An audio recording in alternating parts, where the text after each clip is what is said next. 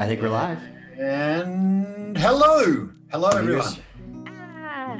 Hello and welcome to Feytouched, our brand new Dungeons and Dragons 5th. Can we keep calling it brand new? It's our I was just thinking that. of our Dungeons and Dragons 5th edition campaign set in the wondrous Feywild. I'm James. I'm a professional dungeon master with RPG@Home. It's my very great pleasure to welcome you to this wonderful campaign. This is episode 8 of this game. Can you believe it? I can't. It's still only day 3, but episode 8 of this fantastic game.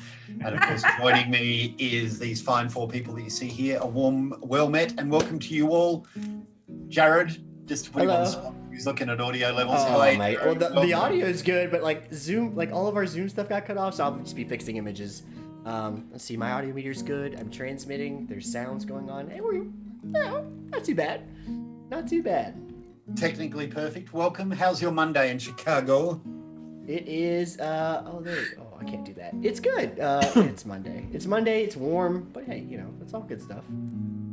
All good things. Hi, Latrani.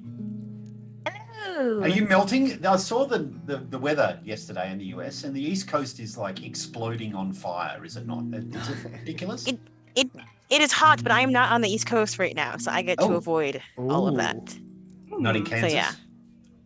No, I'm in Indiana.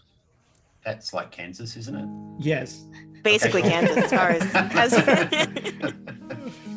I could not point either of them out on a map. Somewhere in that middle bit. It's the middle Just part. middle. Exactly, it's the middle part. You're like a hop, skip, and a jump from Chicago. Yeah, Latrani. Yep, visiting some family. Same time zone. Very cool. Hi, Taylor. Welcome. Unfortunately, still no. Hi. I am surviving a post Lollapalooza Chicago, so we'll see how that goes the next 2 weeks. That was not fun. I live not too far from Grant Park, so there were days where I could just hear and it was bumping. You could smell the COVID on the breeze from the you could smell the White Claw High Noon and the adhesive they use for body glitter a mile away. Awesome. It was. Oh. My next character is going to be a Lollapalooza festival goer. I don't know how to make that work, but... Godwin will spray you with body glitter. Will they be a druid or a bard, though? That's the question. Whatever I feel, I don't know. I honestly don't even have to be a warlock. A barbarian. I was gonna go Those barbarian. are the worst festival goers. Come on now. Lollapalooza, what a mythical thing here in Australia. Growing up was a place I would have loved to have gone, but perhaps not this week. Hi, Eric. How are you? Doing good? Doing good. Excellent. Eric, of course, playing our resident artificer. We didn't even bother to. Yeah, nobody else introduced their characters. Oh yeah, it's true. No one Just chatting. Sorry, That's the most I always important. forget. I mean, we're on Every episode 8 time. at this point, so. Yeah, that's true. Yeah. Yeah, if you're just coming in now, you're going to be extremely confused. Yeah. Artificer, cleric, sorcerer, and ranger. You pick. Guess which one as we continue the game. But welcome everyone. Stoked to be back. Sorry about last week. Last week we had illness rife through Australia, so we've got a lot of lockdowns going on in our country at the moment as Delta variant comes through us. So we're all stuck at home, which is okay. If you want to play online games, come and join me. RPG@Home. But last week was a bit tricky, so a week off, but raring to go, raring to get through the next couple of weeks of Feytouched, which we're almost through kind of the first module, which I'm very excited about. Looking very much forward to where this thing takes us. But before we begin, we need to acknowledge the creatives and artists that we are using for this session. And I've got a little surprise for our group today. The incredible work of Darshan Fragnani, who did these wonderful character portraits that you see on our screen. I got him to do some tokens for our battle maps. And so based on the pictures that we see. So if we get into a combat today, you'll be able to see Darshan's amazing work. So I'll link his Instagram and the YouTube. But yeah, I've got new tokens and I have to combat arriving in T-4 minutes, really. We're just going to get straight into it. But yeah, Darshan does some amazing work and his beautiful portraits have been translated really lovely into tokens as well. There are other artists around that provide us with our maps, art, sound, and for D&D, and we provide links for these Patreons when we upload the session on YouTube. I do need to say thank you to Sirenscape for creating these immersive sounds that you hear. We're also using a lot of Kobold Press third-party assets. So a lot of the NPCs and different creatures that you see in our game are Kobold Press stuff. And we are using their World of Midgard and the Forest of the Avernus. And finally, a quick shout out to some more of the artists for tokens and battle maps. We're using Forgotten Adventures Moonlight maps and T-Hawks maps. And we're also using some tokens from Tom Kartos. So the creatives grow ever stronger. There's some really amazing people out there, and I'm constantly looking for new things because there's some beautiful, beautiful things. So I hope you enjoy the visual splendor that is these wonderful assets on Fantasy Grounds. And speaking of new things, Kobold Press, they have a new Kickstarter that they've been advertising. It has like, what, 100 new subclasses? I'm lying. I'm just making stuff up now, but it's got a ton of stuff in it. Yeah, it'll be 100 subclasses for sure. They'll just go, yep, 10 each. It's going to be way too much. Has it launched yet? It was launching. So Tome of Heroes 5e is going to be up on Kickstarter in a couple days, like a week or so. Cool. So it's not even out yet. It's not even available to Kickstart yet, but it's happening soon. So, and that's our Kobold Press plugin. Yeah, that's right. Hi, Kobold Press. But let's dive into our game. So when last we met, you guys were still within the Cerulean Inn, this strange tavern in the middle of the forest of the Avernus, taking refuge there, kind of guarding Tisme, the cleric who has taken a very different path from her intended future as a local village cleric. You found yourselves in an illusionary inn, an illusionary tavern. And through the quick work of Esmeralda, you were able to break through the illusion, understanding that there was a puppeteer controlling a lot of people within here. And since then, you've held up and had really a first day of reflection and rest within the Cerulean Inn. You were joined by some old friends, or as in they've known each other for a long time. You've only just met them.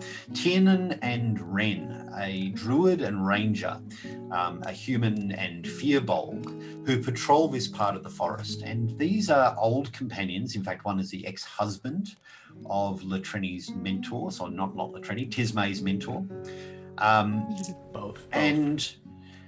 And were seemingly members of an adventuring company that had kind of moved here years ago, 20, 30, 40, 50 years ago into this forest, with another couple, an elf called Trimbana, Vasa, who had previously battled a hag named Umwerta. And this hag has been chasing Tisme for a number of days, ever since her transformation at her ritual to become a cleric. This hag has been sending different underlings to try and grab her and coerce her. And it's through a magical item called the Wand of Whispers that you've been able to communicate with Umwerta and having a chat with her. She has let you know where she is. She's in a barrow deep within the forest, and that you were promised to her, which has been a bit of a revelation last week. Throughout the forest, the river that runs by the inn has been slowly rising in its banks and almost about to spill its banks. As you get a sense that a storm is brewing throughout the forest, the wind has been picking up over the last few hours. And having done a little bit of a patrol around the place, you encountered Ren, and you've been holding up within this inn. Whilst there, Bizbo, very lovely gesture, has crafted these small bracelets for you all as little gifts of friendship, little friendship bands. And you've also communicated with a wizard, the local village wizard, a hedge wizard from Riverbend named Digby, who apparently is in the possession of some old tomes from Trimbana, this woman that the Bizbo's been trying to track down. And so after a message was sent to Digby, you guys have been holed up in the inn as the afternoon shadows draw longer, and the first sounds of twilight emerge through the forest. The forest insects start to grow in their noise, and a faint thunder rolls in from the east, where this storm seems to be brewing. The weather's been strange over the last day or two as the riverbanks rise. There must be rain falling elsewhere within the forest or up and through the mountains, because it's certainly getting wetter and wetter as the day goes on. As we begin our adventure, the four of you sit around a small fire within the Cerulean House. Penelope, the tavern owner, has tidied up this hovel a little bit better than it was being presented before. As you're aware, it's been at least a month that the patrons of the tavern were under the control of the puppeteer. And so with floors mopped and benches cleaned, and the fine foods that Quinn had discovered for the group, you guys sit down for a hearty evening meal around a crackling fire within the Cerulean House. For Ren and for Tiernan, the ranger and druid, patrols have been going out every 2 hours. Tiernan's been transforming into his wolf form to go and check out the outer perimeter. Everyone is still a little nervous. Muerta obviously knows where you are. She still is keen to track down Tisme. And so while there is a sense of safety here in the Cerulean House, you are all aware that it can't last forever. That at some point you will need to move, whether that is moving into the Feywild to try and recruit the assistance of the Court of Roses, whether it's moving back to the village of Riverbend to try and find the assistance of the soldiery of the kingdom, or whether it's to push further in upstream through the swollen riverbanks to the Barrow of the Hag. So as we begin, Tiernan has picked up the loot left by the puppeteer. He's quietly strumming a note. Playing the same song. Playing the same song. Oh no. There's really only one song in this entire world, and this one gets played.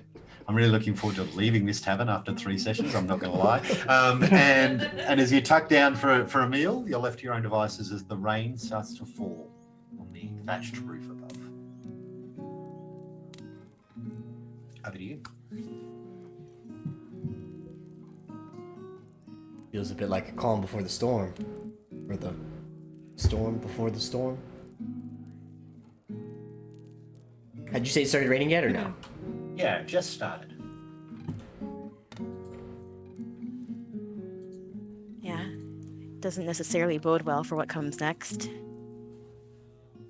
You muted Taylor.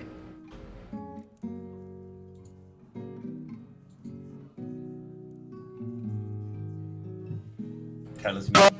Whoa. There we go. Still muted. Yep. Is Tiernan or who's out on patrol right now?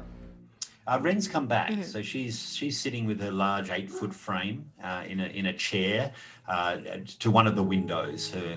Her long legs that are good 5 foot tall, are kind of 5 foot long, are kind of propped up against another tavern seat.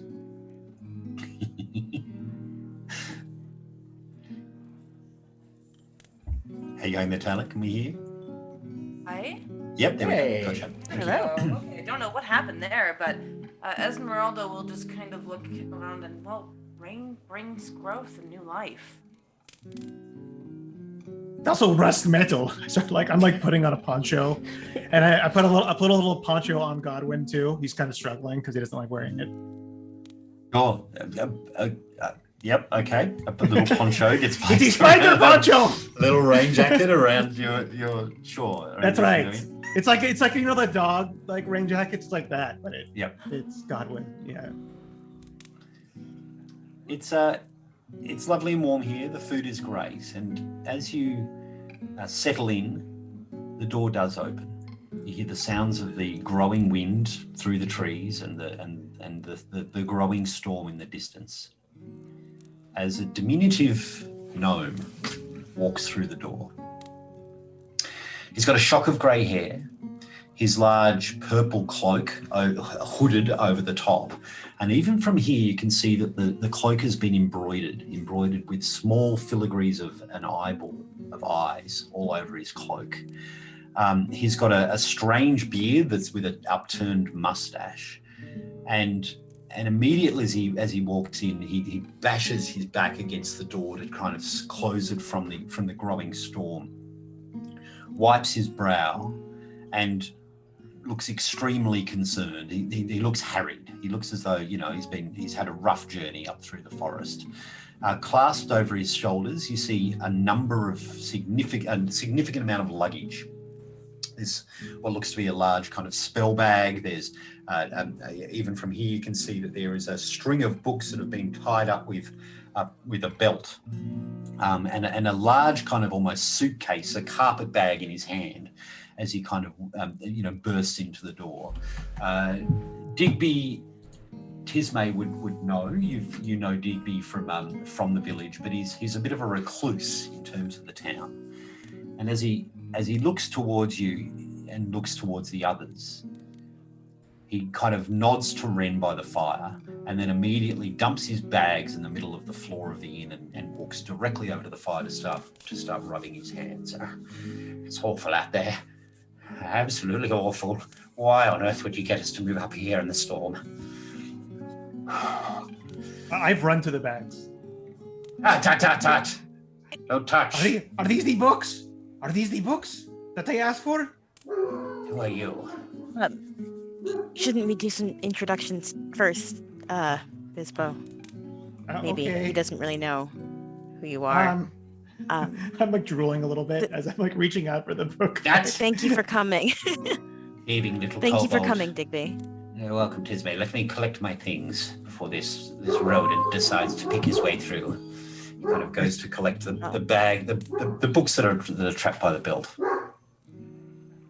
Oh, there was a rat in here? I thought I killed them all. Yes. That's Bizbo. He's just very eager to see the books that you've brought with you. Tismay, are you disguised today or not? What? This is remembering what the days were. Yes, I did disguise myself today. Yes. We've caused a little bit of an uproar. The soldiers are out everywhere. There's one. He points to Quinn. Quinn just putting leaned patrols back, out like, into the forest. Throwing a knife up as close as he can to the ceiling without hitting it, and then bringing it back down.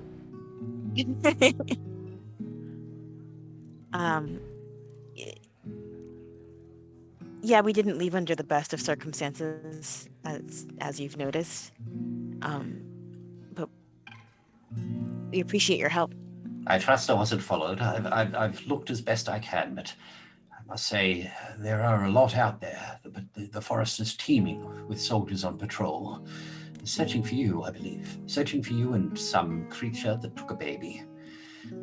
There's terrible things that have been happening in the village. Yes.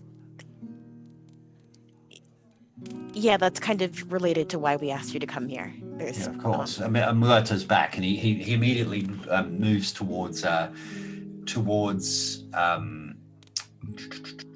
Ian, who finally stops playing the lute. Hang on a minute. Let me do that.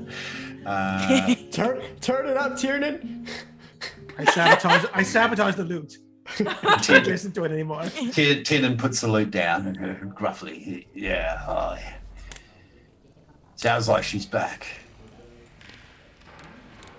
She's been speaking to this one. Digby looks at you very closely.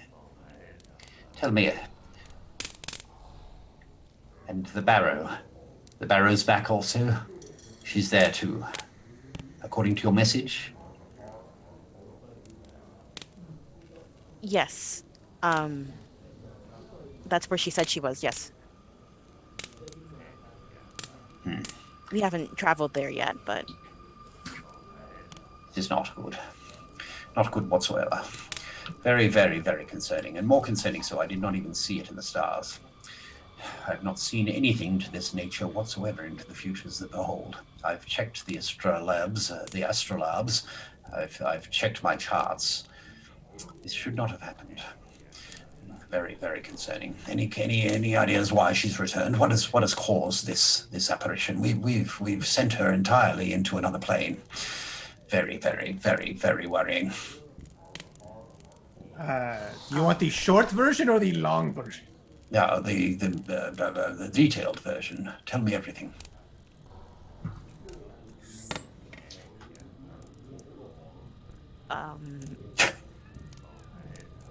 You're saying, I'm looking at you, holding my breath. Oh, I thought you were. I was. I am. He's about to. He's about Taking to. a breath. Do you want to say it or am I saying it? No. Can I just say I just unloaded like. Okay, Yeah. then we do this. I'm a PI. Oh, by the way, I'm a PI from Southbeck, and we're looking for that book because there's a Shadow Fae and they're trying to invade, and we think they're weakening it, and he's working for them, and yeah, I just give him the full Off you go, for sure. rundown. Yeah. That was one breath. And I thought you said you killed this thing. A muerta? No, they Yeah. only. I thought you said you trapped her. That was just sealed her away. We banished her. We did. We did. He was there. He points to Digby. Digby says, yes. We banished her. Well, Trimbana banished her, of course. It was her last act of love, and very concerning that she's back again. I'm not sure how. We believe the portal was entirely sealed forever. I could understand if they were to emerge from a different part of the world, but coming through the same portal, how on earth is that even possible? Are you able to reopen one? I'm not aware that that's something that you can do, but terrible, terrible outcome. Absolutely awful. I saw them die. You know they gave their lives for this, don't you? He pointedly says to Bizbo, who seems to be the expert, and so he's warming to you in terms of an understanding of what's gone before. In the Barrow Circle, at the base of the large willow, I watched them die. Trimbana made the circle. Very noble of her. She crafted it on the ground. I thought it was to help us seal the portal. I did not know this was to protect me. When the final act occurred and Umwerta was sealed away in the Feywild, she sacrificed herself and Gwillem. Poor Gwillem, such a simple fool, and I watched them die. I watched them collapse. Umwerta screamed, was drawn back into the portal, drawn back with the receding of the tide, the water. The water came back to the base of the tree, and the shadows disappeared, and she left. It was not as I'd seen. Only twice has this occurred when I had not been able to divine the future. The first time when she was banished, and the second time when she's been emerged. There is magic afoot. While he's rambling, Quinn's gonna just walk over to the bar and pour him a drink of something, and then come and set it like cup down in front of him. Many thanks. Yes, thank you. He eyes you strangely, Quinn, as you walk past. Just looking at my new dagger. Looking at your face more than anything. It kind of has a pregnant pause and then continues to ramble. Umwerta, a very strong and proficient caster, a very able user of magics. I'm concerned if she's back, it will not take long. And of course, this is the cause of the uproar within the village. This is why the creatures have been summoned. This is why the baby has gone missing. This is why the kappa emerged out of the tree. This is why the crazy ravens have appeared within the yes, most concerning, most worrying. Hide away my egg box. Yeah, but Shh, my babies. Shh. Is this? I whispered to Quinn. I'm like, is this what I'm like? Yes. And I have to work on that. What plane did you banish her to? Back to the Feywild. A banishment spell will do that. It will take you back to the normal part of the realm. Normally, it will only occur for a moment or so, where you can banish, and permanently, if you take them away from the realm that they are currently in and back to where they were. And thus, that is what we expected. When Umwerta was banished, she should have been banished. She should have been banished for all time. Concerned that this was not the case. The shadow and the Fae are able to go back and forth. Is this some type of permanent? We assumed so. It took a great strength. I am not overly familiar with the pacts and the magics that of our darker brethren, like Trimbana, was usable, but and I've chosen never to go down that path because, of course, the inherent dangers to one's own psyche, the inherent dangers to one's own control. I believe everything is written in the stars, and therefore very difficult to hand over the willingness to another, if you understand my meaning. Barely. Uh-huh. Trimbana's the one who did the banishment spell. Oh yes, very, very powerful, far more powerful, the most powerful of all of us. Very significant in her magics and very significant in her passion with her husband. Let's do yes or no for a round here. Let's take a breath and do some just yes or no responses. Well, that's very unfamiliar. Normally, one must provide some level of leeway. Yes and no. The world is not black and white. I'm just gonna. I found this when I'm divining the future. It's all shades of grey and malleable. Just push the cup to his mouth. Did you look through Trimbana's book? Well, do you have it here? I dare not. Do you have it here? I was asked to bring it. 'Tis May. Night. Why would you need such a tome? Would you agree that what we need now more than ever is information? Yes, but information can come of it. Yes. Tismay, can you ask your friend if I can read it? May I, please? I've been When waiting to you've read this book. I understand, but I need to understand something. When she was banished to the Feywilds, did you put her into a place where she would not have access to the Fey roads? I'm sorry, the what? The Fey roads. I'm interesting. No, not that we know. Hard to say.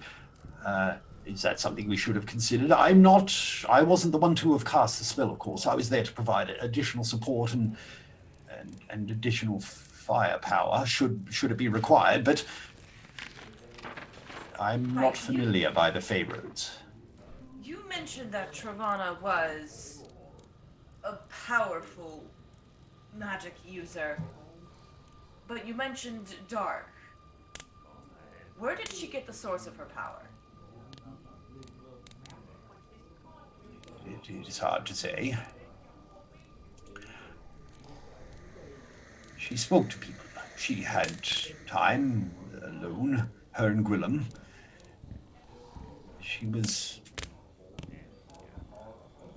not from here.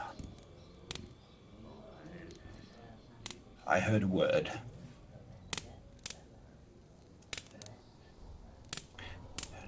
The mistress of teeth? The mistress of midnight teeth. Galadriel. I've not heard the name, but I'd heard her talk of the mistress for some time. So she's sort of the same master as the Muerta. She uses her same magic against her. No, of course not. Entirely different. An upstanding woman. A lovely. It's not the. Her love was It's like boundless. I pull out the gun. It's like it's his gun. It's not. This gun is not evil. It depends who wields it. I'm like aiming it right at Maybe right at Quinn. Gizmo's gonna reach over and try to push it down. The part is Which he is budge not bad. anymore. He's at this point. It's just kind of casually walks by the gun. How dare you? She gave her life. She was one of our friends. She was not like that hag. I didn't say she was like that hag, but you're being awfully short-sighted for somebody I thought would be wise. It's not the source of the power is not the issue here. Well, it's important, right? Digby, you look at the stars, right? That's how you Yes, I need forecast the the future. portents, of course. And doesn't this being that both of these people pray to manipulate the stars? Ah, that is folktale. No one can manipulate the stars. The endless realm of time goes on in an appropriate measurable sequence. I have my charts. I can able to determine the future based on the natural progression of the celestial bodies. No one controls the stars. That's absurd. And yes, you've Staring been right. wrong twice about this hag. Not wrong. Unclear. Very different thing. Lack of information, if I had to guess. Unclear is very different to being wrong.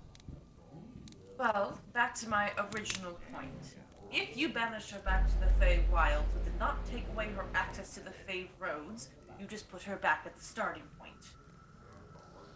Only a matter of time before she used the roadways between the Fey Wilds and your realm to find her way back. But it's How been I years, arrived about 50 years, 30 years, 30 years ago when we banished her. That is an eon. What do you know of the Fey Wilds, Mr. A garrison, Master Garrison, if you don't mind. Master Garrison? And what do you know of the Fey Wilds? Well, there are a source of power, another plane of existence, where evil, capricious beasts lurk and roam, and exert their undue influence on the normal realm of the world. Dangerous beings, and of course things that we must protect ourselves from. You nailed it. Probably, Master, the greatest, understanding of that plane that I've come across since I've been here. As he's monologuing, can I just gonna go up in the corner and have Godwin try to sneakily grab the book? Oh god. What you see is that there's a number of books that are bound by a belt. Okay. And as you look at them, there are a number of what seem to be almost exercise-like books where there is a series of books. They're all leather bound, but they look identical. But there is one significantly different tome. There is a black embossed, metal spined, thickly bound, dark tome. You see that the pages within it are roughly hewn. They're not kind of beautifully cut. And you can even see that there are scorch marks on a section of it. This looks like a really nasty looking, spell book if it was to be. Nothing bother me. Perfect. But it is tied up with the others, so he's been lugging it as a bundle toward as he's been coming. All right, I'll just have him work on little snips on the belt while everybody else is talking. Well, I mean, he's not as he sees Godwin emerge towards it. Unless you want to roll a stealth roll for Godwin, if you're sneaking up to try and sneak it off. Yeah, I was trying to get the book because he's not letting me have the book, so I was trying to sneak the book. Sure, let's have a go. Let's see if he notices you as you try and take it off him. I'd help, but I'm not burning any spell slots for this. Where's Godwin's stats? Give it I forget. It's in the character NPCs. NPCs, yes. Okay.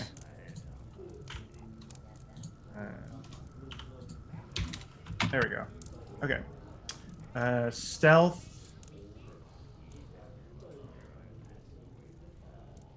Okay. I guess we're in a small building with the helicopter. The poncho keeps getting in the way. As Yeah, You're that's right, right. it is the poncho. The poncho. It's so crinkly. It's like he's wearing it's plastic. So as Godwin moves his way towards the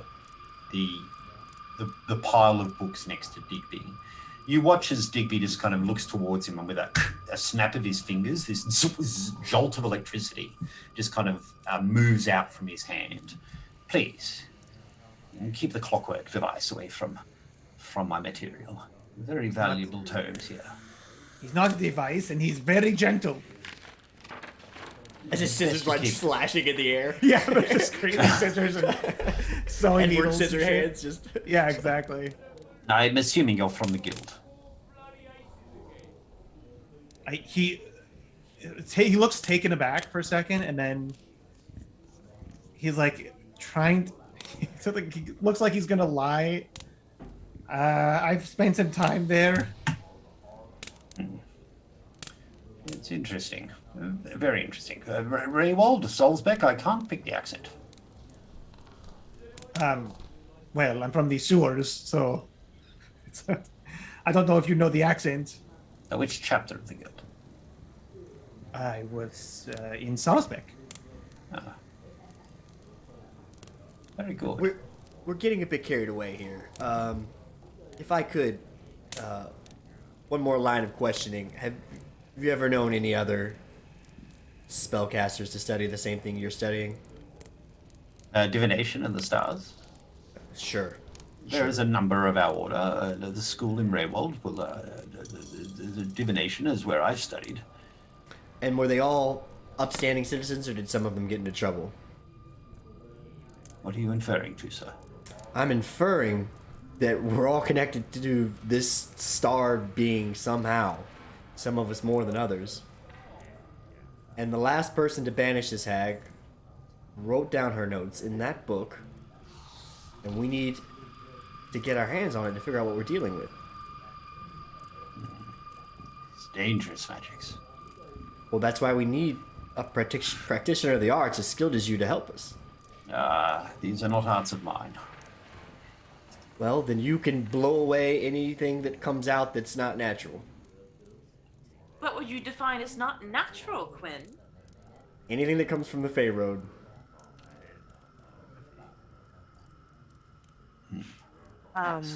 Perhaps.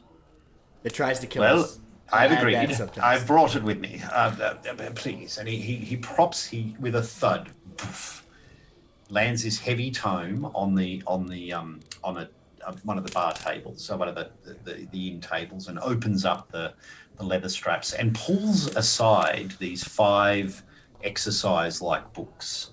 And you can see as he does so that they are embossed with the same eye symbol on his cloak on each of the ones. And for Esmeralda and Bizbo, if you have an understanding of wizards, these would be his spell book. This would be his collection of spells. Oh, I'm looking at them too, for sure. Just those are for tomorrow. This is for today. I need to. So he kind of buckles those up and then places them, back in one of his bags, and then outlines this large, significant book. And the book is embossed and it is locked. You see that there is a significantly large kind of chain lock on the side. It is embossed and it is titled. Here we go. God help my French. Le tribunal Férix et leurs effets sur la magie et l'ombre. The Fey courts and their effects on magic and the shadow. She really needed a second pass on that title. Of course, this was what remained when she disappeared. Her and Gillam sealed. Well, be careful. Away. I do not have the key. No problem. I run up to it and I start picking the lock. Sure. Actually, no. You know what? No. First, I'm going to detect magic. I want to know if there's any magical traps or wards on this. Okay. So I'll set up my little things. Be careful, please. I totally can't. This is a valuable term. Yes, I totally understand. I researched this back in the capital. I've been waiting to find this. This is an answer to many questions we've had, and to me personally, and to where my mentor went. So I will not. This knowledge is extremely valuable. Proceed. He's watching you intently as the apparatus comes out and the different sensors and bits come over your shoulder. Yeah. So I start keying in. Am I getting what kind of wavelengths am I seeing here? Am I read that? There are no traps per se. There is a strong sense of conjuration magic pervading this tome. Do I think it's like? I don't think that it's like opening it is going to activate anything, or do I? Make an Arcana roll. Okay. Do you want to add your awesome power to see? 100%. I do. Come on, Fantasy Grounds, do it for me. I start electrocuting my head. Yep. So I just click both of them or just the right one? Go both. Why not? Let's do Okay. both. See what happens. And I'll rope in Esmeralda. I'll grab Esmeralda for this, of course. She needs. This is like I think this is like a double team type of thing here. Sorry about my hound deciding to bark. I was just say, Tyrion, shut up back there. Arcana. Take the roll. There, look at that. An There extra it D6 is. on the roll. Thank you, Fantasy Grounds. 14. 14. No, you don't. You can't really tell if potentially something could be activated. You're not Any input certain. from Esmeralda? Is this visible to her? I'm not sure the detect magic would be visible. So this is probably more a discussion that Bizbo would have. So it would be, see some magic, its conjuration. Is that something that might have an effect? So you can make an Arcana roll for me. Perfect. Yeah, it's good. Get them all out. Get them all out here. Purge the system. Oh boy. No idea. I don't know what this human would have put on this book, and I'm not even sure if this book is fully correct. In his opinion, she's going to give a book to Big B. If his opinions of the Feywild are like that. Like what? The way he described it. I'm looking at you blankly. Did you not hear the way he described the Feywild? Who? Queen or this other guy? The wizard. I'm right here. My name is Bigby. That's way too close to my name, by the way. I'm gonna call you something else. Just I have to find a nickname for you. I've almost said Call him Master- Bigsby 9 times now. Esmeralda, I don't know. Coming into this, I thought the only thing I knew, I've read a lot about the Fae. At first, I thought they were evil because all I knew was about the Shadow Fae. And then I read a lot.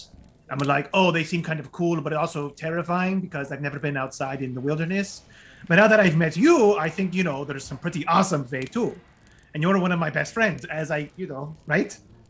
Well, actually, I wouldn't just say, I'd say one of my acquaintances.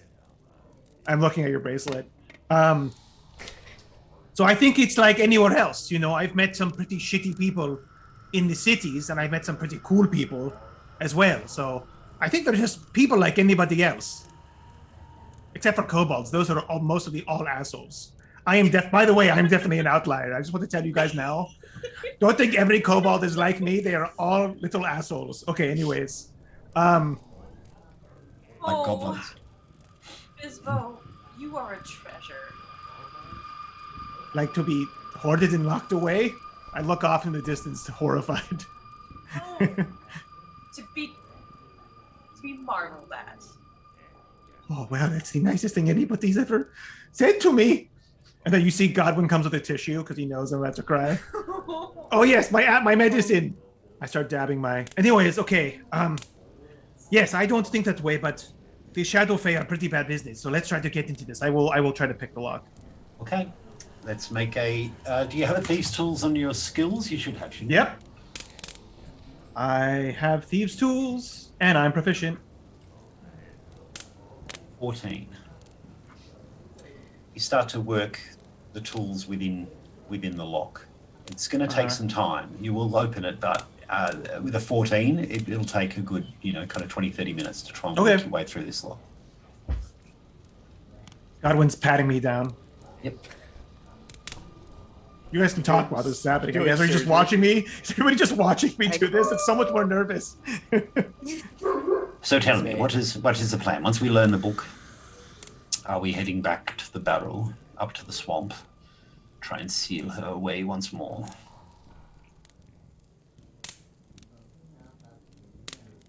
Seems like a good first step, I think, but if it didn't work once...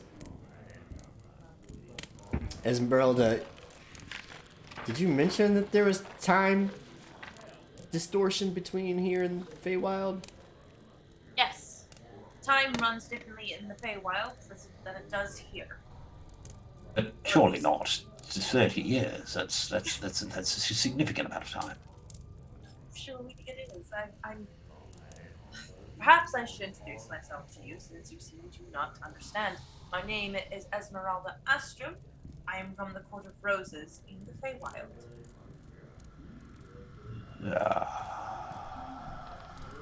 Really? How fascinating.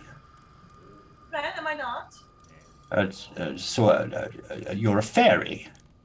A fae, excuse me. What a she! I yell as I'm picking the lock. She. Well, that is extraordinary. How long have you been here? 3 days? And how many have you killed? I haven't killed a single human, if that's what you're asking. Or villager. It's a surprising amount of self-control. Very good. Good for you. I like this guy. Yeah. Are you used to many she or fae killing villagers? Oh, no. Well, there was the Kappa, this strange creature that had a hollow head with water and a candle suspended within its head. Still a baby. There was a couple of these strange creatures within a lake that kind of submerged and drowned a few people. Previously, of course, hags. Well, we all know about hags. They're evil. They killed many people. But no, it's been a relatively rare occurrence. I will admit there is that woman, the wife of the miller. Winter Ladrin.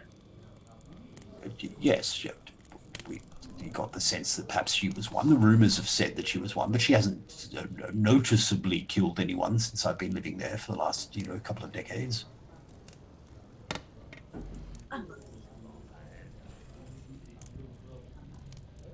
Okay. As many horrid things have we fought from the Fae. Esmeralda has been incredibly fundamental to fending them off, so you can trust anything she says about the Feywild. That's the nicest thing you've ever said to me, Quinn. 1d6 psychic damage. Yes, well, my experience may have differed slightly. See, I'll take your word as a man of the kingdom, as a soldier. now, you see, the Fae you've dealt with are specifically of either the Night Court or the Unseen She, or this newly formed Shadow Court. Most of the summer courts, like the Court of Roses and such not, very hesitant to come into your world. Though at one point we did have a good relationship with the Mortal Realm, we saw no need to enter. Except to spread evil when you send your hags and other creatures. I The understand. hags aren't ours! And there's a whole. I look away from block picking. There's a whole complex political system. It's just like here, man. I figure it's just You're like breaking my focus. between Bizbo, Esmeralda, and Digby just going back Bizbo's and getting forth. some backbone over the last 3 days. He's like gained. I think his confidence is all from like getting fed up with people. Like he's never been so confident before, but it's purely even being fed up. Just the intelligence just going, you guys are so stupid, I have to talk. Yeah, I love it. Yeah. Can I get who's proficient in perception? I've got probably everyone the way that you guys have not created me. their characters. Yeah. Oh, I'm not I considering. am. Wait a minute. thought I was. am. My only character I've Okay. ever made that's not proficient in perception. Tismay and Esmeralda, can I get you to both make perception checks, please? I should be, but it's not marked. But maybe I'm not. That's okay. Didn't you go the whole stealth I'm from the city route? Probably. Wow. I have it on D&D Beyond, but that's okay. Go ahead. Oh, we can Give me review. good rolls. Yeah, I have no clue even how to look back and find out. So You watch as Bizbo starts to finalizes his lock-picking ability, and for both Esmeralda and Tismay, you see within the room, just as he's finishing his lockpick, that the candles on the benches and the torches within the sconces just start to flicker a little bit. They start to flicker and just slightly dim as you see that Bizbo is just working his fine a little bit just before the click. For Tismay, looking down the hallway towards the rooms at the rear of the building, you see that the shadows actually deepen. You get this kind of Hitchcockian kind of false change of perspectives as the hallway seems to grow slightly just before you hear a click as Bizbo turns the key or turns the lockpick within the lock. Immediately there is a sound. It's kind of realm-like magical twinkle as the book itself opens in front of you. You see that the pages start to flicker of their own accord, and around within all the shadows within the room start to coalesce and move towards the book. You see them draw in almost as if the light gets dimmer within you and starts to swirl in a strange whirlpool-like pattern before disappearing within the pages. As Bizbo looks in front of it, you see that the words themselves emerge as if shadow on the page, starting to move around in a language that you aren't 100% familiar with as you're kind of looking down at the pages in front of you. Well, that was weird. Lock it up, close it up, lock it back. No, I already opened it. Maybe you should. Esmeralda will take a peek at the book. Is she able to pick up the writing? It's Sylvan. Yeah. Such weird, curvy. How can you even read the script? It's so All flowery. curvy and just full of flowers and. What is the script? We will never know. It's undecipherable. Sylvan. So it's the language of my home. Oh yes, wait, I knew that. I've seen other references. Okay. Well, shit. Well, okay. Well, then you have to read it then because I do not know Sylvan. Well, I'll read it aloud to you. How about that? Okay. How fast can you read? Should we read out loud? Well, we probably all need to have an idea of what's going on in there. Okay. Esmeralda's going to skim the first few pages just to kind of get an idea of what this book entails. Make an Arcana check for me, please. Can Tismay peek over her shoulder because she can read Sylvan also? Sure. Are you letting her know that you can read Sylvan, or is this a sly like? I haven't said it yet. Yeah, cool. I love it. Bizbo, you're almost not pushed away, but you watch as Esmeralda kind of working and... I'm so frustrated. Bizbo is just like gripping the table. His little claws are like into the table. Bizbo, let me understand this. You've been searching for this book. You didn't even know what language it was written in? How would they supposed to know? I've only heard references to it. I mean, if I was back in the library, I could get a book and, I could find a Sylvan reference guide or something. Ismay, can I get you to make an Arcana check as well? Ooh, yes. Arcana. Oh, not horrible. Oh. Natural 20. Natural 20. Oh boy, natural 20. Wasn't expecting that. Great. Tismay's the one who can. Yeah, great. That's exactly That's exactly what the party needs. Yeah. She'll definitely tell us whatever she learns. I've been very forthcoming thus far. What are you talking about? This is a journal of sorts.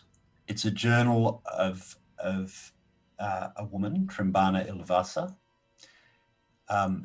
who announces herself as being an Eladrin, a she in the service of an archfey, of Philomara Gladrienne, the mistress of the Court of Midnight Teeth. This journal is a journal of her studies of shadow magic and the use of shadow magic both in the Feywild and in the mortal realm to effectively provide influence on the courts So it's talking about how you utilize shadows to influence the courts of the Fae and how you would utilize shadow in order to influence the mortal realm. There are some rituals within this book that could be learned by a scholar of ritual, so a wizard or a warlock, or someone with ritual caster feat, for example. No one here. And they include, there's some treatises and some spells within this tome of summoning shadow servants, the written shadow. There is the shadow's future, and contact shadow, and being able to contact a shadowy realm. So there is some magics within this book that you can tell Tisme from looking at it. For Tisme, as Esmeralda's just flicking through it very, very quickly, you notice that there is a number of hidden passages within this text that relate to Amurta, that relate to her creation, how a hag is developed, how her power has grown within the mortal realm, and how that the Archfey channels her power through a hag, how the Archfey herself can utilize the power of a coven to influence the world even more strongly by the shadows. It's an eye-opener. You kind of, as you're reading through these passages, you get a sense of the goddess around you. You get a sense of, you're reading passages. It's a different type of magic, but there is no question that this is another servant of the goddess of night and magic. You get a sense of the relativity between your divine worship and this, whatever this person has with this Archfey. It's a very similar kind of agreement. It's a very similar style of magics.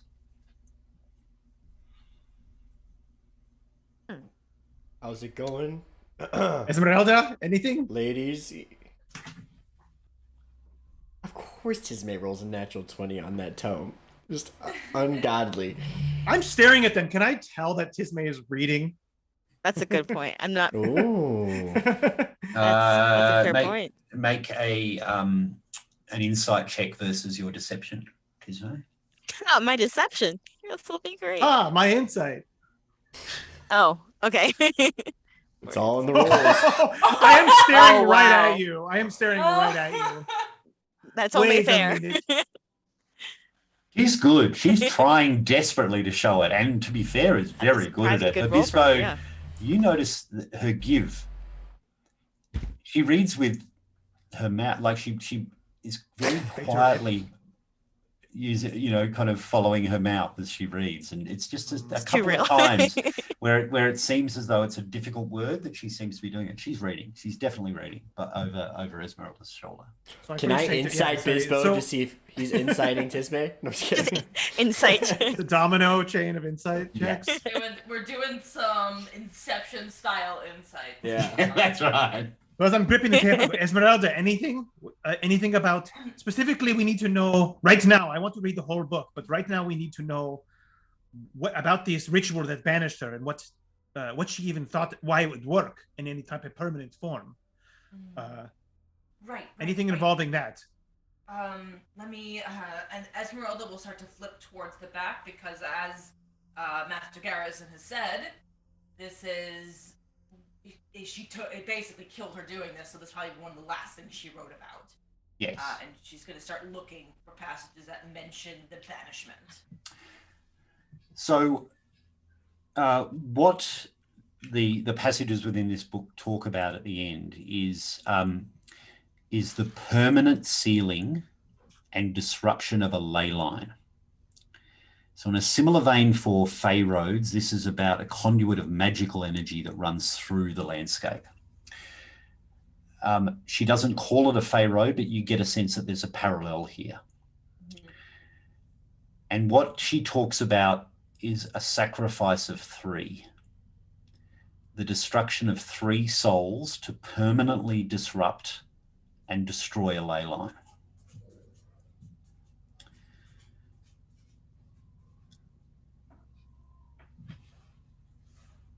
To close it for good.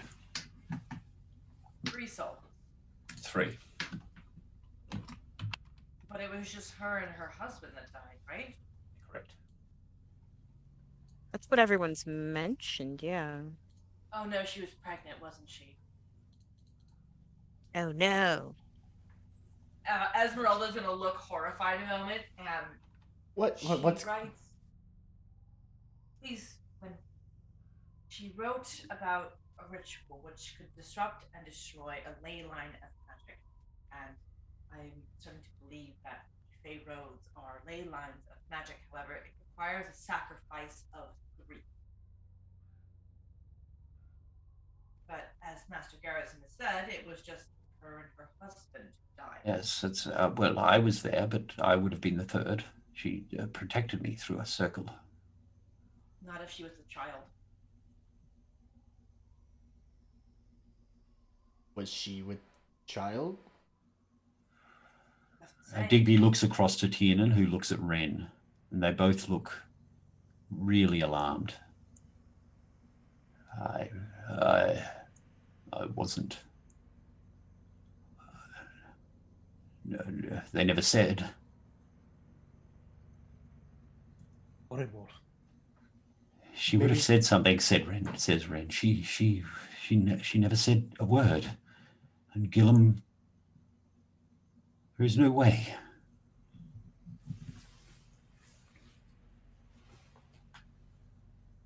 Maybe she tried to do it with 2, and that's why Immorta's back. Or she thought Immorta would also be the 3rd to die. Is it a willing sacrifice? Doesn't say. It doesn't. I'm just confused. So, why did she think this would permanently keep away Immorta? If she, what does the rest of the book say? What is her source of power? So, do you know how I got here, Bizbo? Yes. I No. used one of the Layla. Yes. I used the Fey road. Yes, I understand that. Yes. They banished her back into the Fey Wilds, but they may not have been able to destroy the way she got back. But aren't there multiple ways to get into this realm? There are. However, So why would... Yeah, go on. she's occupying the same space as she did before, correct? Yes, if she's returned through the barrow by the willow, then that's the portal we sealed. That is the area that we stopped. While we are creatures of the Fey Wilds, we are also creatures of habit. We tend not to stray from things that are comfortable. If she found a way to use that ley line to get back to where she had power, perhaps. So the only way for her to cross was at the same ley line. Potentially, she could have used others, but you run the risk of running into other Fey. Like through the courts, like through your court. Is there any mention of what source of power she was using? Esmeralda will reference the book again. I'll get you to make one more Arcana check. You missed it, right? Because then, yeah. Yeah, because I'm just... Are you talking Amwerta's power or Trimbana's power? Trimbana. She mentioned being a servant, but Esmeralda doesn't know if that means cleric or if she made a pact with the goddess. It's a pact. It's a pact with an archfey. So this is a blood pact with this archfey. This what's her name? Sorry, Philomora Gladrienne, the mistress of the Court of Midnight Teeth. She has made a pact. This is pact magic, but So similar magic to Tisme. Yep. Tisme, did you pick up anything else when you were reading it? Huh? I said, did you pick up anything else when you were reading it? Bizbo, you must be mistaken. I was just looking over her shoulder, just wanted to see what was inside the book. You were reading it. I saw don't- you reading it. You were moving your mouth. You were saying words. No, yes, I was reading it. Yes, I was reading it. My Sylvan isn't great, but Romilly. No, wait, Romilly isn't. Yeah. I picked up some things. Since you have the same source of magic, did you pick up anything else? More specific? Anything more specific? Like about what kind mean- of magic she used, or what she was thinking behind this spell? It's just more information about the use of shadows. But Esmeralda got that information also.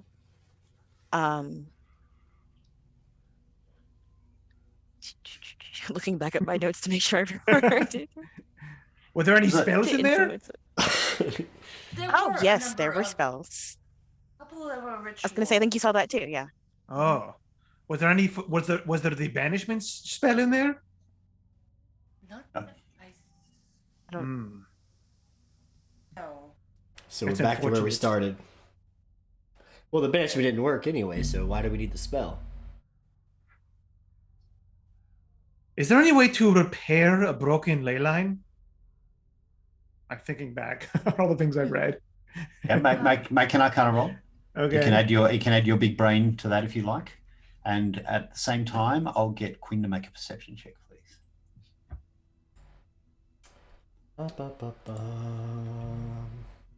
Get my natural one out the way. Here we go.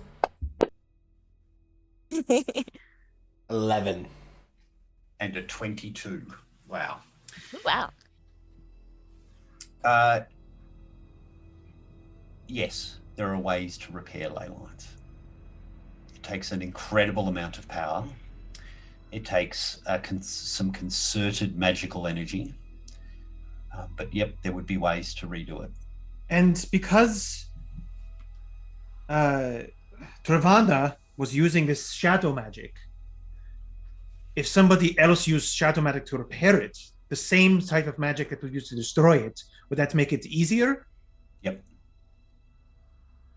So I say that out loud. I'm like, maybe if she used the same, I have heard tales of ley lines being destroyed and being remade in the annals of history. So if she is of the same magic as Huerta, then it would be easier, don't you think, Esmeralda, to repair it using the same source of magic? Especially if it wasn't broken. Damn hound. Sorry, what was that last bit? If the ley line was not destroyed permanently like she intended, perhaps a Walter could have found time. I don't know if it's even possible to permanently destroy a ley line. It's kind of one of the... Over time, the world will heal itself, no? Just gonna minimize this so that I don't see any more of those. Yes, as over time, a ley line, but it would be centuries. This would not be Yes. something, it'd be a millennia before a ley line was able. But there's no permanent destroying. This is a part of nature, a part of the world, part of the magical landscape it will eventually find its way back. And if the same magic was used, then 50 years, but as you said, Esmeralda, the time ratio, I started doing some calculations, it moves faster in the Feywild, no? Muted. Indoor Really? audio Again? dropped out. Yeah, Oh, there you go. There you go. You're back. Okay. You good? Hi. Oh, better than ever. Okay. Esmeralda will just kind of. Yes, it runs a little differently. However,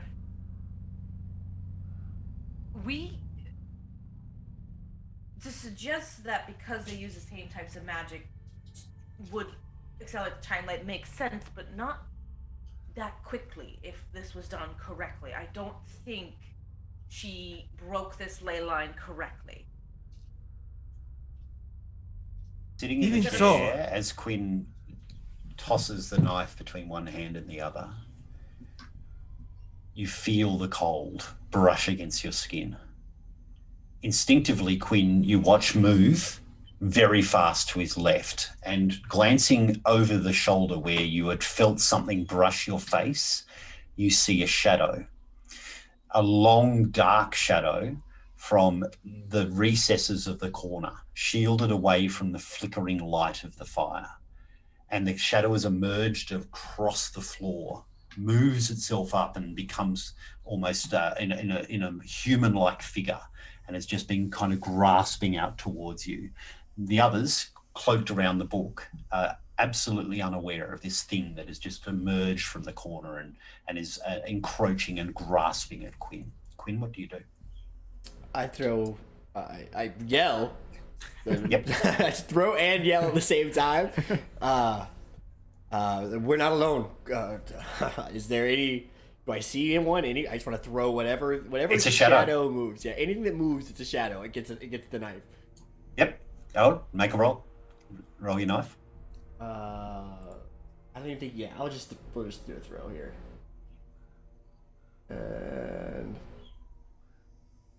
And I'll target. Did you target one already? Yep. God, you're so good. You fling out a knife instinctively, and it hits. You see it just go straight through the shadow and impale itself on the wall behind. Roll some damage. Doing a grand total of 10 points of damage. And you watch as the magical... This is a magical weapon, is it not? It is, yeah. You watch as the magical weapon come from your hand that thuds through, seems to drag some of the shadow away, as if it's kind of through ink, an ink trail, as it kind of pulls some of the shadow away from the incorporeal form of the creature, and impales it into the wall. And you watch it slowly become diminished, as if some of its form has been grabbed with it as it moves across the room. As you guys watch, the shadows become deeper throughout this chamber. From down the hallway, you see a rising, writhing shadow form. From either side of the fireplace, you see shadowy figures start to emerge. I'm just going to share a map, give it a moment to check it out, and then we're going to roll initiative. Because you finally get to see the bar map. This is This is it. It's the only reason. This is it. Yeah. Yep. And bizarrely enough, this is not the bar Not map. the same No, one, that no. one's too big. I'll go with a different one. The other No, one was that massive, wasn't it? Yeah, it was. But this is the hovel. Remember how the other one had a beautiful vibe to it? This one's Yeah. Mm-hmm. Can everyone see? Can everyone see the map? Oh yeah. Look at those Yeah.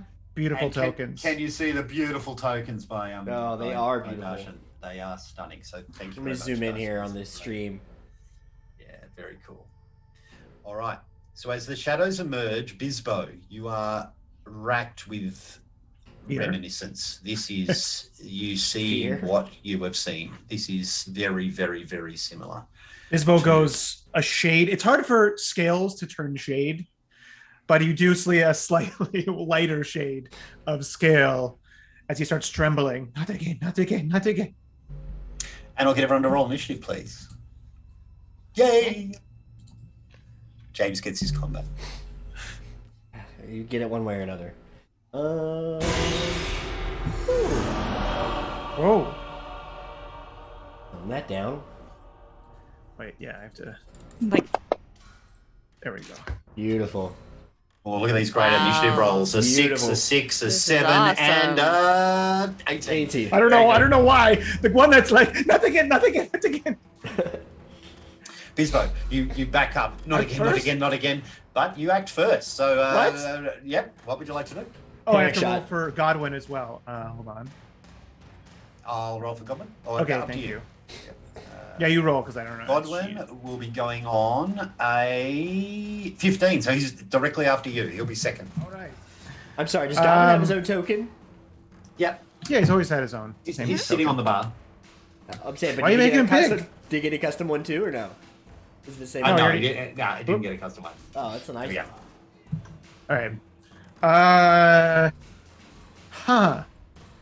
So there's a shadow. Let's see there, and there's a shadow all the way over there. Okay. I don't know. What am I doing? I don't know what just happened. Oh, I held control. Oh, that's interesting. I just wanted to measure distance. 5, 10. Okay, sorry. Right click on the map and there's an arrow called pointers that lets you measure distance. Okay. Just looking at my thing. Okay, that's 10 feet. Yeah, I think I will freak out. I mean, I'll freak out for sure and throw out my freak out. throw out my god damn it. My turret. Jesus. Oh. Oh, turret's going up? Yep. Which Yes. turret? The force cannon. I'll say, please Stay not away, flamethrower. stay away. No, not the flamethrower. Stay away, stay away. And I guess the one that would be kind of directly in my line of sight. The one back in the corridor leading back towards Yeah. the bedrooms? As I'm kind of hoveling under the table, I go away. And it will attack. Go for it.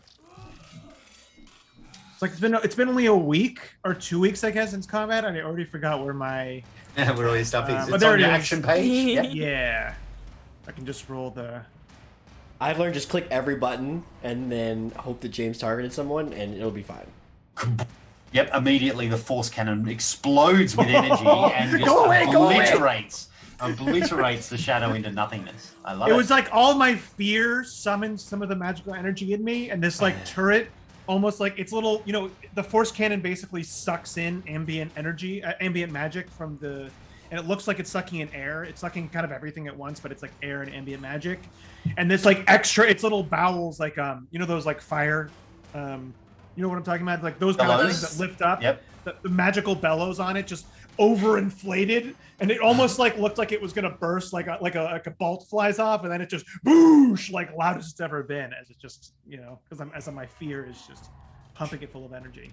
Okay. Awesome. Digby looks up and looks towards the shadow in the corner and is going to attack it with a firebolt. And fire gets a natural 20, and Digby. wow, does 10 points of damage as the fire explodes against the wall in the corner. As he looks up, rather concerned. Tiernan stands. I think we missed Godwin. Godwin acts as a bonus action, does he not? Oh no, he acts as yep. Sorry, go for it. Yeah. Yep. What would Godwin do? You know, I Godwin's also a little freaked out seeing me freaked out. I think he's. I would, normally I'd have him like roll for distracting a shadow, but he's a little freaked out right now, so he's just gonna fly around and go under the table with me to give me moral support. So he'll give me the help action on getting over my fear. Okay. As you're getting over your fear, from deep down in the corridor, you see 3 more figures emerge. They are shadowy. You can barely make out their forms as they move up the corridor from the back room. They flank each other, and the first one just points straight to Bizbo. Him. They've got cowls over their heads, and immediately you see the shadows start to roil around. Tendrils of dark energy emerge from the creature and go to batter Bizbo from him. So here we go. Do we all see this? Then point to Bizbo. Yep. And it misses as these shadowy tendrils roil across the floor, going past the feet of Ren and past the areas of the cannon, and immediately go beyond. The second one of these figures immediately puts his hand together and clicks, and every single one of the lights in this room go out. So every one of them just immediately gone. So let me quickly turn off all the lights if I can. Sorry. Come on. Where are you?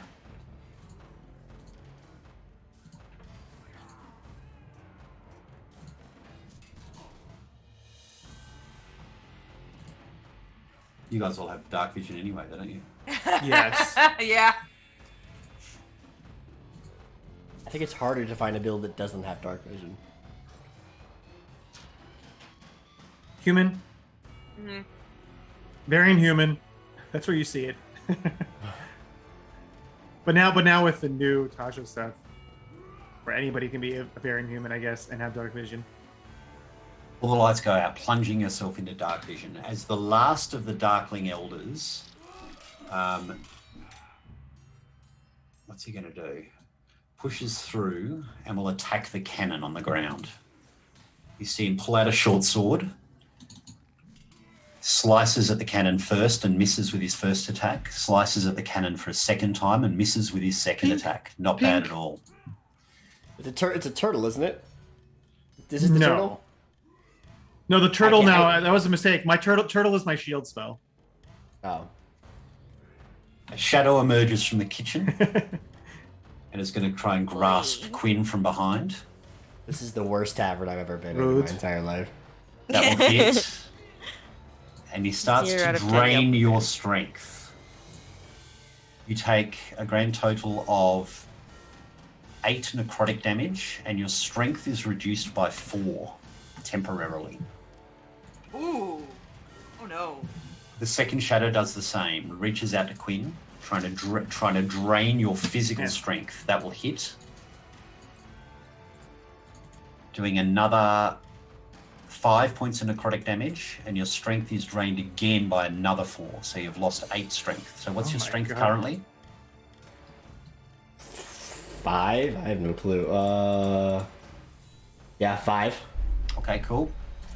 Is it? Is that cool for you, James? The last of the shadows emerges towards Digby, and we'll try and do the same. Hits Digby. And again, he takes 9 points of necrotic damage and also loses 1 strength to hit. Oh, that's good. The wizard doesn't lose any strength. That's good for him. Quinn, over to you. What do you do?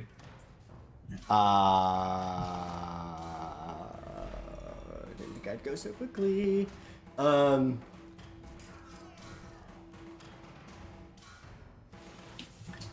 I will look to the... Not a ton I can do here. I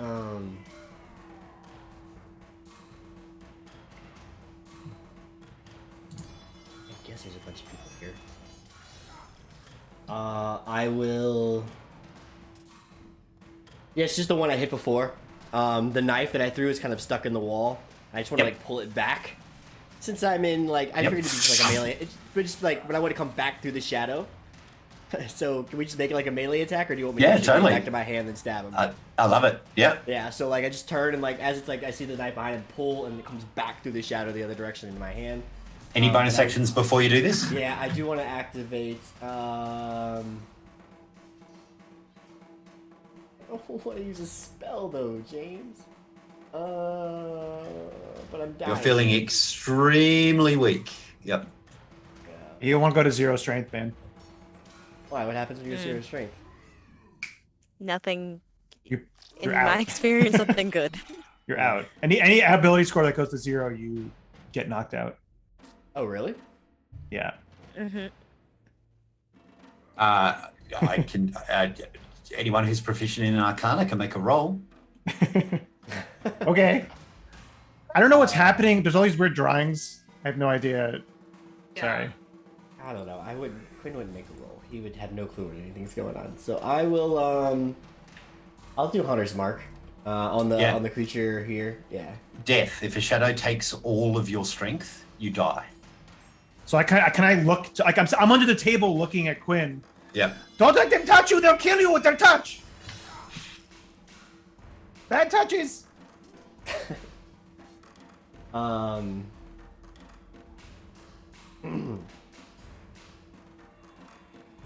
I mean, I don't know. I don't know if they do it if I try to move, they're gonna swing on me anyway, so I can't go anywhere. Just kill them. Yeah, well, I still can't kill both of them in one hit. Yeah. I can't even guarantee that I'll hit. I mean, I guess I could. Oh my god, what a nightmare. Oh fuck it, I'll just Hunter's Mark him. Actually, what's this do?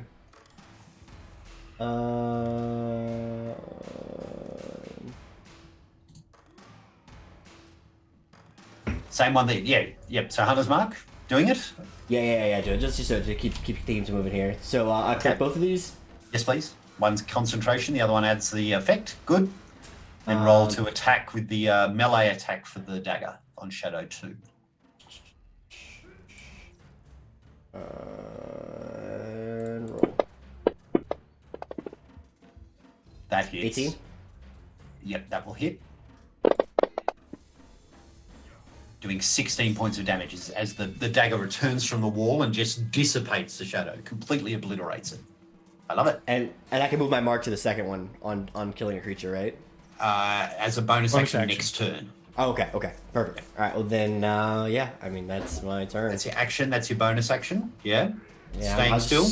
I'll just slide over 1 point, I guess, to block here, but I don't know.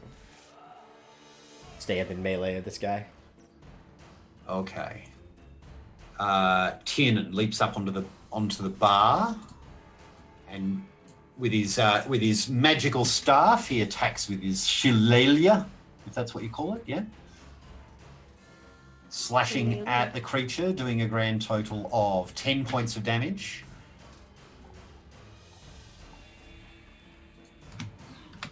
Done. That's his turn. Moving across to Tisma, you're next, then Esmeralda to finish. Okay. Tisme will Esmeralda's next? Okay. We'll bring her hands together and spread them out, and a sphere of grayish starlight haze will expand from her. She activates her channel divinity. Yay, here we go again. Yep. Because that's a cool thing that Twilight I can Sanctuary do. sounds good. Well, that's the Okay. whole room, so that's fine. Yep. Yes. Because Twilight Sanctuary is crazy. It is crazy. And then Fantastic. so that's an action. It's not a spell. It's Correct. just a. So can I still do spiritual weapon as my bonus action? You certainly can. Yep. Okay, just wanted to check. So yes, as a bonus action, I will activate my spiritual weapon next to the shadow that is in melee with Quinn. Hearing Bizbo Good. shout at him and being like, "Don't get attacked," I'll place it. A spectral, viney whip will appear in the air next to that shadow. So you get spectral viney whips. Looking for that now. That sounded a bit weird. Yep. Okay. And in the meantime, I will. So whip goes next to shadow. Done. And then you're attacking with your spiritual weapon. So roll the attack roll. Yes. And that will miss. So if you could do me a That'd favour, go. Latreni, if you could remember at the end of everyone's turn, if you can left click and drag the red cross from your Twilight Sanctuary across to the token that you want to be healing at the end of their turn, it should cast the heal on it. Onto the token. Okay, I'll try it on myself first, because that will be the end of my turn. I will stay where I am. Awesome. Is that? And just like that, 6 temporary hit points. Love it. Okay. Thank you very much. Nice. Esmeralda, your turn. I am burning 2 sorcery points to cast Mage Armor as a bonus action. No problem. Click yourself with the mage armor for me, please. Yeah. Done. Should do Yep. that. Okay. And then she's going to turn around to face the Darklings, and with the snap of her finger, she is going to cast Starburst directly on the Darkling Elder 2. So, Nice one. Do you want to Darkling just? Elder- This is a new spell for you. Do you want to describe what it looks like? So it is a mote of starlight will appear on this Darkling Elder and burst with this bright light, radiant light. And so anything within 5 feet of it will have to make a charisma saving throw or have to put up with 1d8 of radiant damage. Awesome. All right. So I've Nice. targeted all 3 because it hits everyone within 5 feet. You should have the saving throw button on your starburst spell. Let's see. Let's go. Yep. And so, wow, 2 of them fail, but 1 of them succeeds. So if you could do the damage for me. Doing a grand total of 2 damage as they're dazzled by the starry explosion of Fey energy. Okay. And that is her turn. Okay, Ren stands up and immediately draws her short swords and pushes in against the Darkling Elder next to her. Do I have? Yes, I do. All right. The first attack, she lashes out at the Darkling, hitting it, doing 6 points of damage, striking out with a second attack, and doing a grand total of 8 points of damage. So she these two weapons wielded by the Firbolg Ranger as she moves across the floor. Bizbo, it's your turn. Okay. Yes. First, I'm going to have the only the top Darkling is adjacent to my Cannon? Yes. turret, right? Okay. Yep. So I will have him move 15 feet here. It will use its attack of opportunity to attack. And this one hits. Okay. Oh, where did that go? Oh, hang on a minute. I've got to turn that off, otherwise that's going to kill badly. All right. We need to increase its hit points too, by the way. I think we forgot to do that. Doing 5 points of damage, so it should be Okay. 20 hit points for this guy now, shouldn't it? So 15, yeah. And then it 15. Should I have 15 or 20? it should have it's 5 times my level, so it should have 20, then down to 15. Yeah, got it. It's set at 15 right now, so Good. Done. Yes. okay. And then it will fire on the one that's back of Queen. How does it not get penalties? Because it's It firing ignores. through. I ignore. Well, I mean, it's there's not like half. Yeah, I ignore. How much cover do I? I ignore a bit of cover.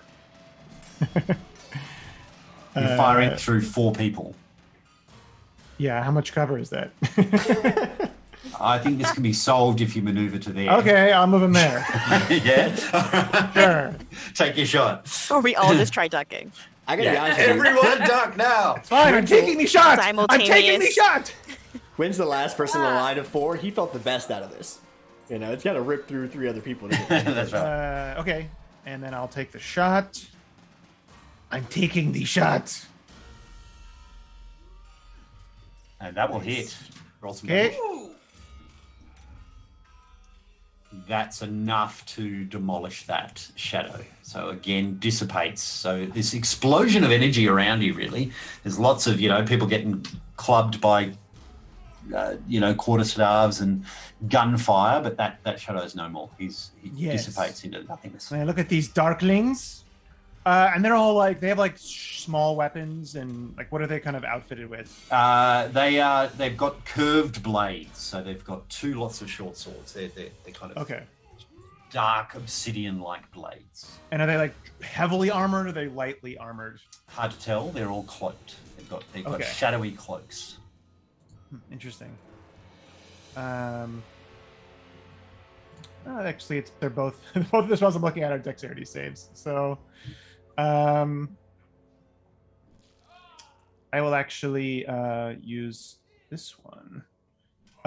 Again, I say, I won't be taken away. I will find where you took him.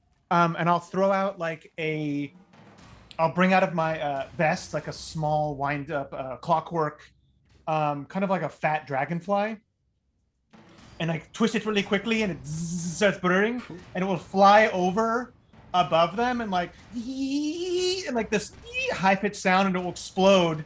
And usually Godwin uses confetti. This is like body glitter. This is that glitter that gets everywhere, and you can't get rid of it. Yep. And it just blankets them. So I will use fairy fire over them. No problem. All right. Let me grab the Fairy Fire template just to see how big this damn thing is, because I'm assuming it's huge. Let's have a quick look. So Fairy Fire I should be able to. that big. I can adjust it, right? So just they get hit, or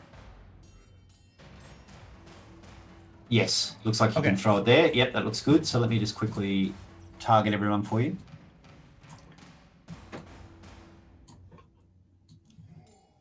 Go for it. Shoot. Fairy Fire. Use my fairy fire. Roll the dice to see if they dodge out of the way. And 2 roll natural 20, so they definitely get out of the way, but one of them does not. Darkling Elder 3 does not, so you hit your effect. Oh, okay. Just the person one. Yep, Thank you. Okay. And so the one closest to everyone by the bar is now glowing in this beautiful kind of halo glow. Okay. And Godwin's turn.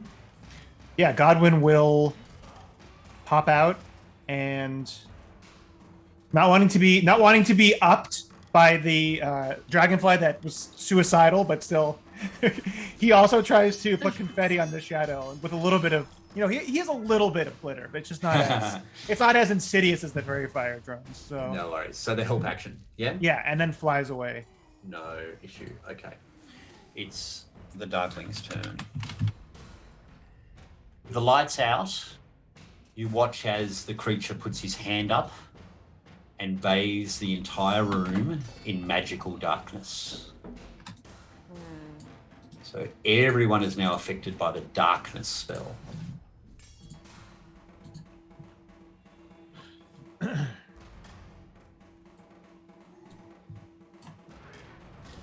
Ooh.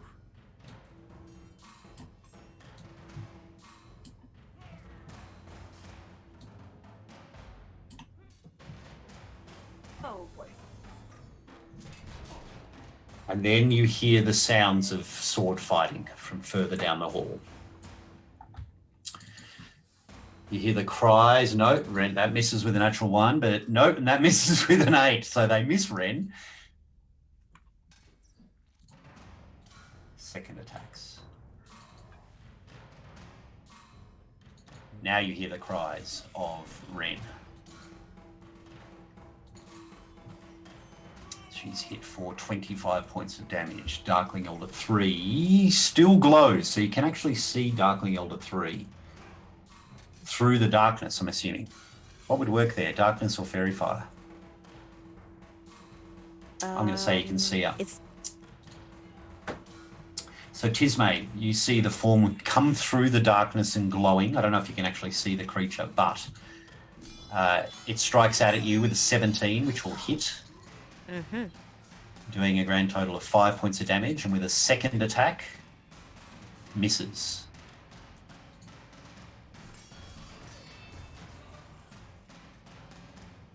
Oh. Digby.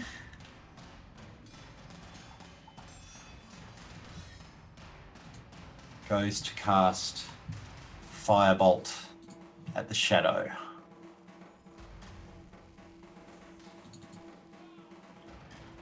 And it goes wide.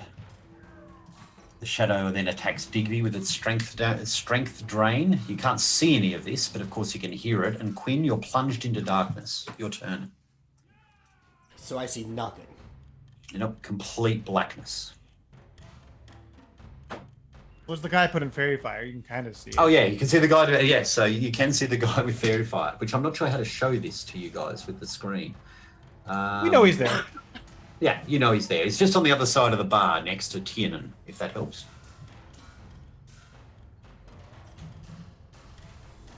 Yeah, I mean,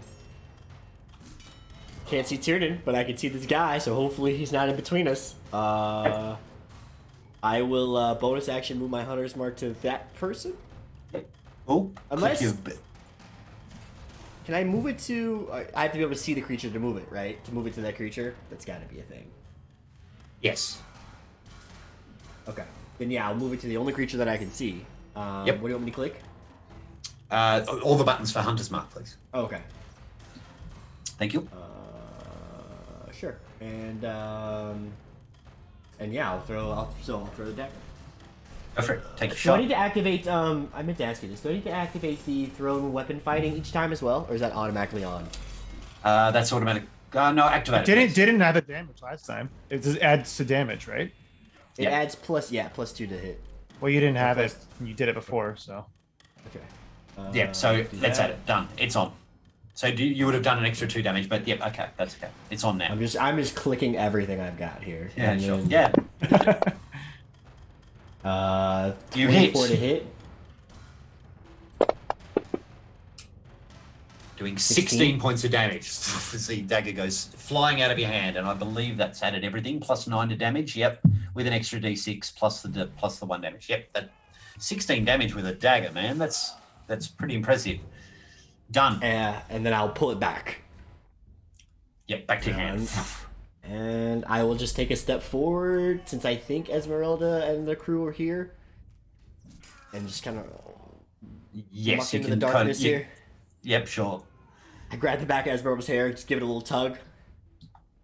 What? Okay, it's her. Okay, cool.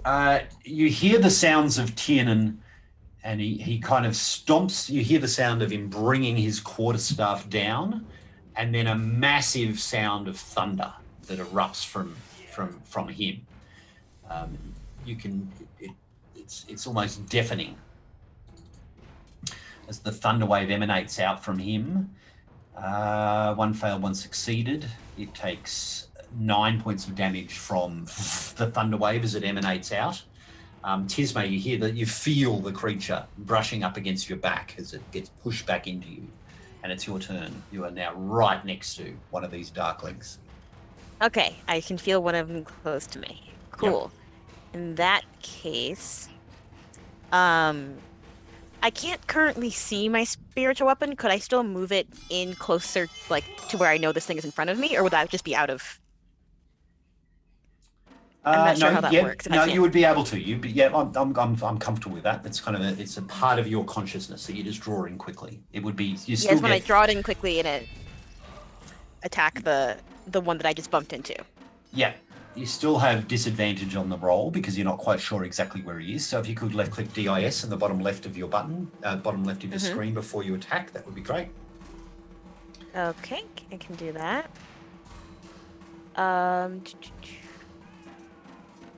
Did that do it? Oh, it had advantage. Just... Yep. So just roll straight. Sorry, I forgot this one's fairy-fied. So just roll straight for me without the disadvantage. Okay. He is magically glowing in the gloom. What? Oh no, it's giving me advantage again. Oh. Yep, that's fine, and it hits. Yep. So I'm saying that the fairy fire overrides the darkness, so you can see it. You can see that one guy in the gloom, so that's fine. That will hit. Do some damage.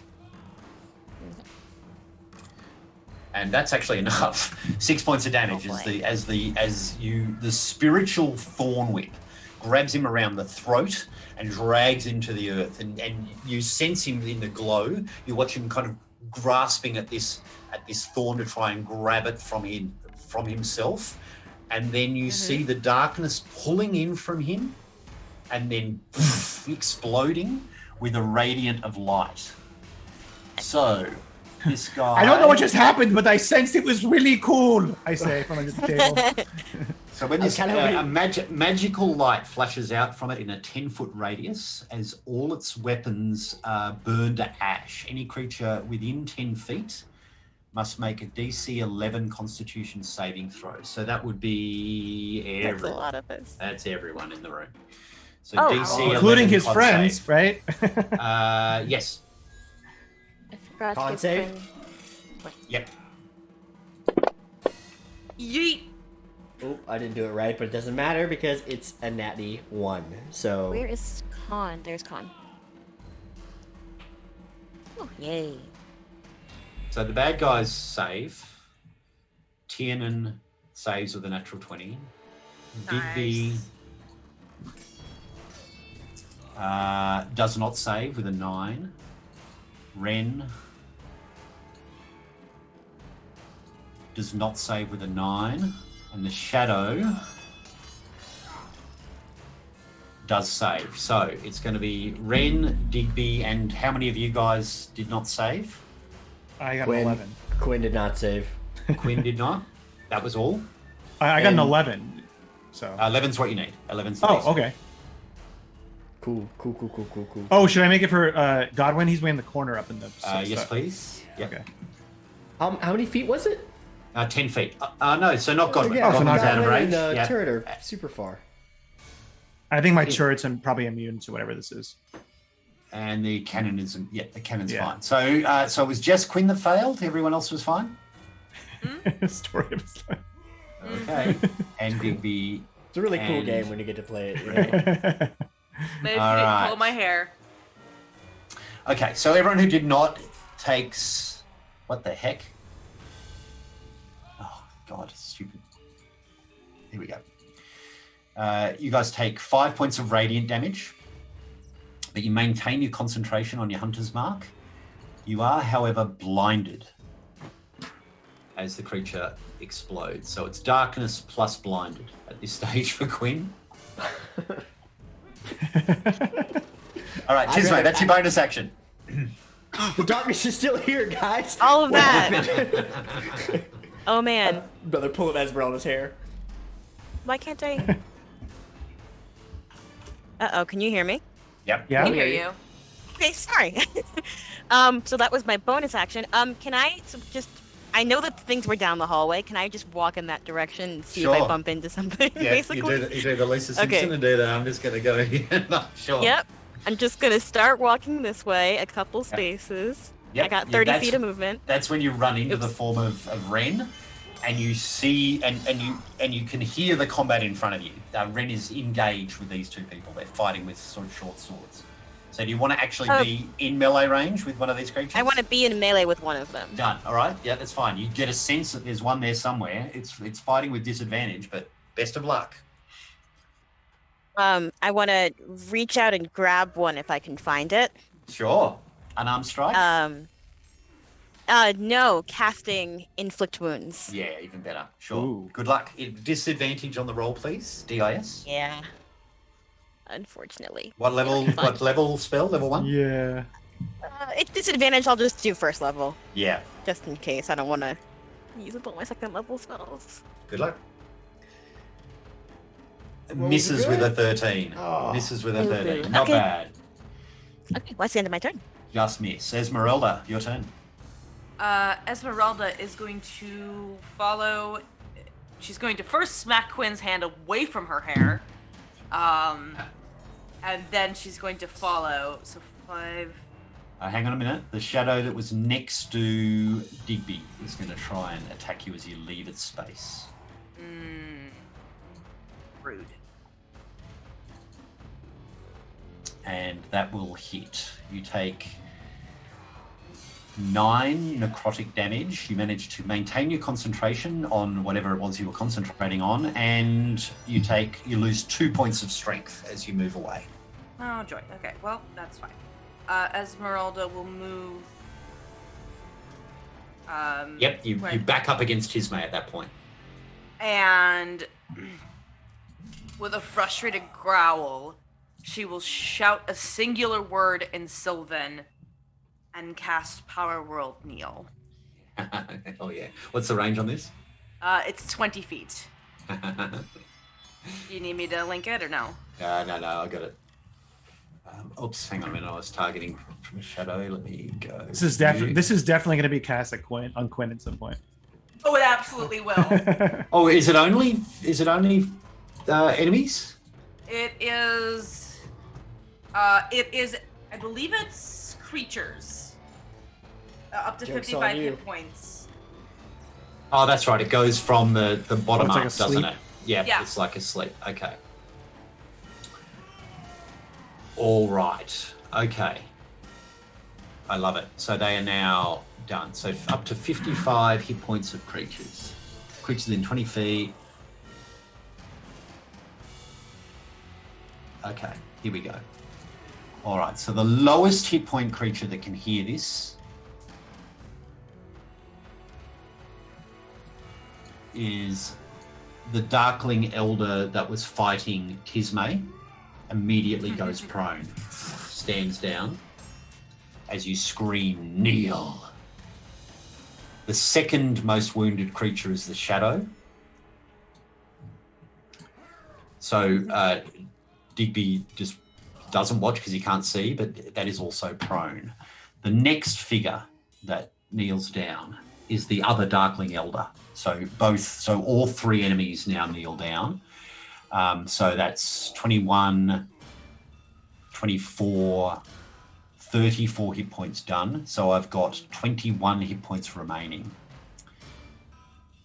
which means it is win. Called it. What is his spell? Power Word Kneel. Oh no. Kneel. I probably would have kneeled anyway. I can't see. You better kneel to anything, the so- queen. You got to kneel to the queen. How does it work? So So what you hear is Esmeralda, just with all the forceful nature of her being, just yells, "Kneel!" And this wave of authority thunders its way through and around the tavern. Immediately, these creatures just take a knee. They kneel down in supplication in front of Esmeralda. And Quinn, you can't help yourself. As soon as you hear the command, you find yourself drawing yourself down into one knee. Wow. You struggle with all the strength of will you can. Who can see this right now, though?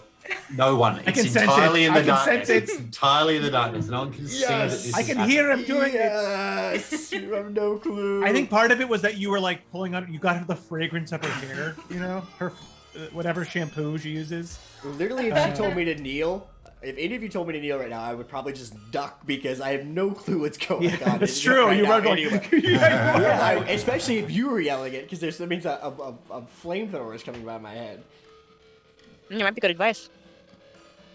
Ren takes the advantage of this and lashes out with her short sword, but in her blinded state, her short swords go wild. And so, Bizbo, it's your turn. She didn't negate the disadvantage with prone Uh, on melee hits. possibly. That's okay. Missed it all. Okay. Okay, yeah, so I under that kind of creature. know there's a shadow next to what's his face. Yep. So I'm going to have the cannon shoot at it, which still has advantage. So it's just a straight roll, right? Yes, because it is not. It's not affected by the darkness. Yep. Well, no, it's my roll, but God wouldn't give him advantage. Nobody's attacked him. It's true. So I. That's my true. one- Yep, that's Yeah. fine.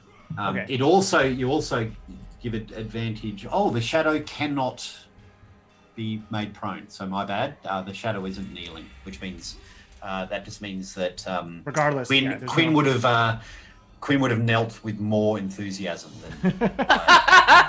You're bowing. You're bowing. You're straight bowing. You don't know. You don't know what I'm doing. Yeah, that's what's happening. Okay, so I'll have the cannon attack straight. And that will hit. Okay. Do some damage. Yeah, more than enough. You obliterate the last of the shadows, decimating it. And then for my action, I don't want to spend any more spells. What time of day is it? We were planning on sleeping tonight. Early evening. Okay, so I think we were planning on sleeping before going anywhere, right? Yeah. Okay, I think hope that's so. definitely in the cards. You guys Yeah, we're are- definitely doing that. We're definitely fucking doing it. Yeah, for 100%. Just Amorta Um, just sends another horde after us. Soldiers are behind us. I mean, Yeah. So again, knowing that like it lit up one. Shit, I don't really know where they are though. Do I? Do I have any sense of where these? Oh, you're Guys hearing are- the sounds of battle, and it's an area of effects. Okay. So you can just light it up. It's kind of in front of them. So then I will again throw out another. I will throw out another dragonfly to explode over them, and it's a dexterity save, right? So they're prone. Yeah. So they have disadvantage. If I Can I get you to make a perception check for me? Okay. Only because everyone's in close confines, and I'm not sure if you're firing a spell into the darkness, whether you're I just will going to be able move. to kind of target. I will actually you know what I move mean? forward too, because I'm like tired of this. So I will actually run forward until I kind of run into one. You can't. You run into the back of Ren. Okay. Make All right. I'll make a perception check. a perception check.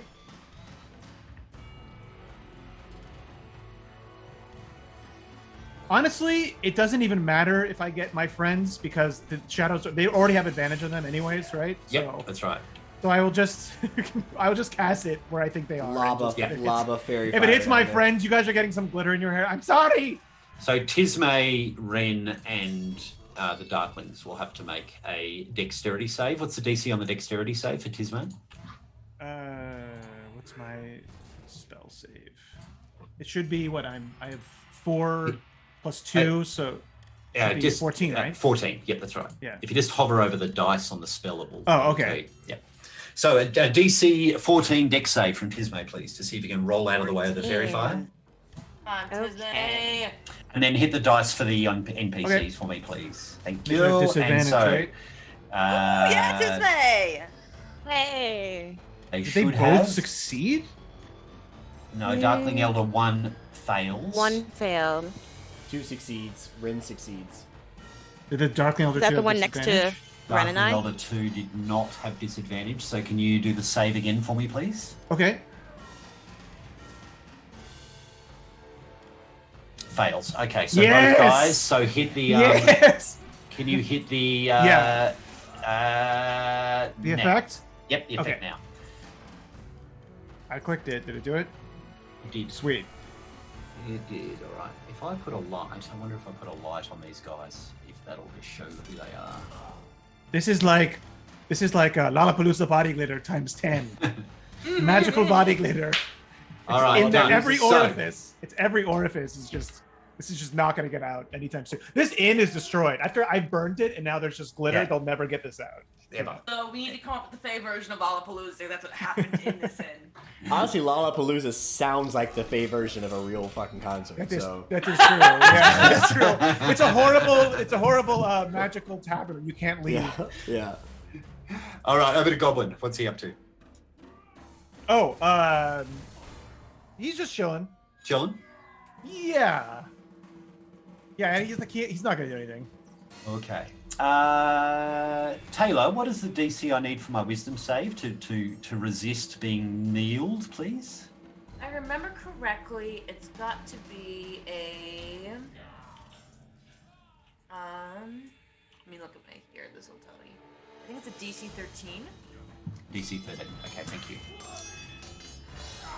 Through clenched teeth, the Darkling in the darkness, so it's a bit strange. You hear him say, "Why? This has nothing to do with the Court of Roses. We have permission. We have permission to be here." And he then tries to stand. Actually, he's going to lash out at Tismay with his swords at disadvantage because he's got disadvantage because he's prone. Was that in common? Yes. First attack against Tismay is a 3, which misses. Second attack against Tismay is an 11, also missing. The second Darkling shouts and says, "There is an agreement. We are to take that one. We have been told we may come. The River King has allowed it."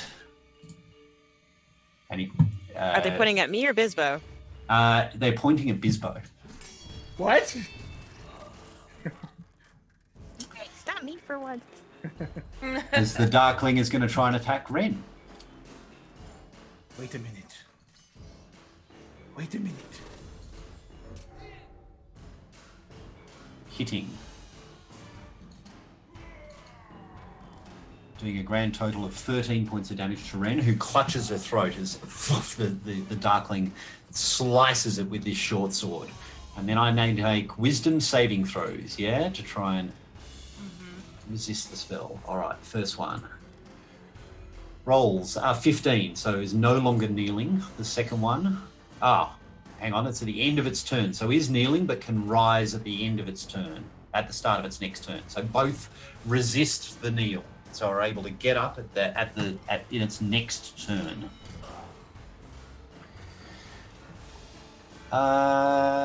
Digby.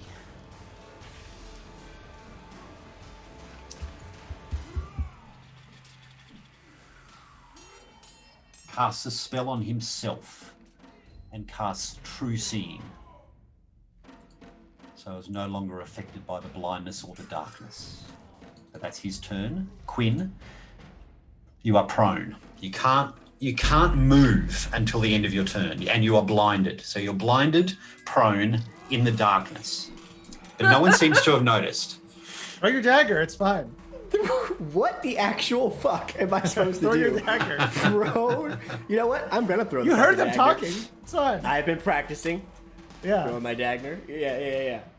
We've both been doing like a blindfolded Jedi training. We're gonna. Yeah.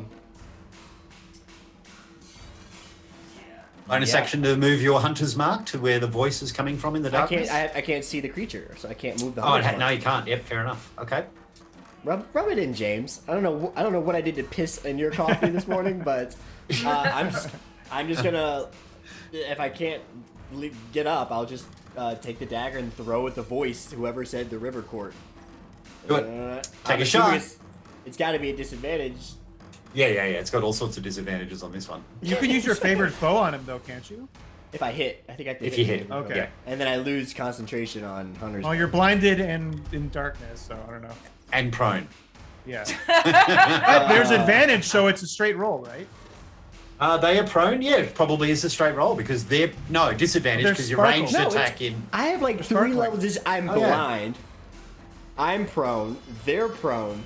Yeah. They're standing, right? They're kneeling. No, they're No, prone. they're kneeling. They're Oh, kneeling they're till still next prone. turn. Yeah. Oh, okay. But they're It's- sparkly, though. There's 2 people in the way, but they're sparkly. So take a shot. 5e really simplified advantage and disadvantage, so there's no... So because they're sparkly, you could put Hunter's Mark on him.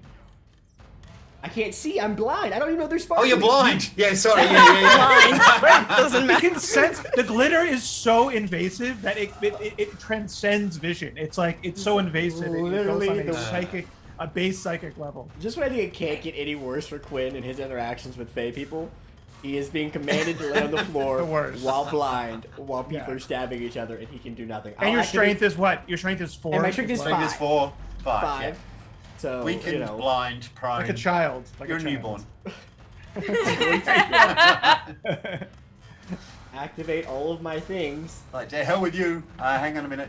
Don't... Thrown weapon fighting is fine. Yep, cool. Returning weapon, you don't need to activate each time. All right, you didn't roll disadvantage. It doesn't matter, right? I'm it assuming missed. 11 doesn't hit. Yeah. No, you rolled a 2. No, that And then what is a You would wisdom plus save? 9 to hit. Wisdom save? 13. 13.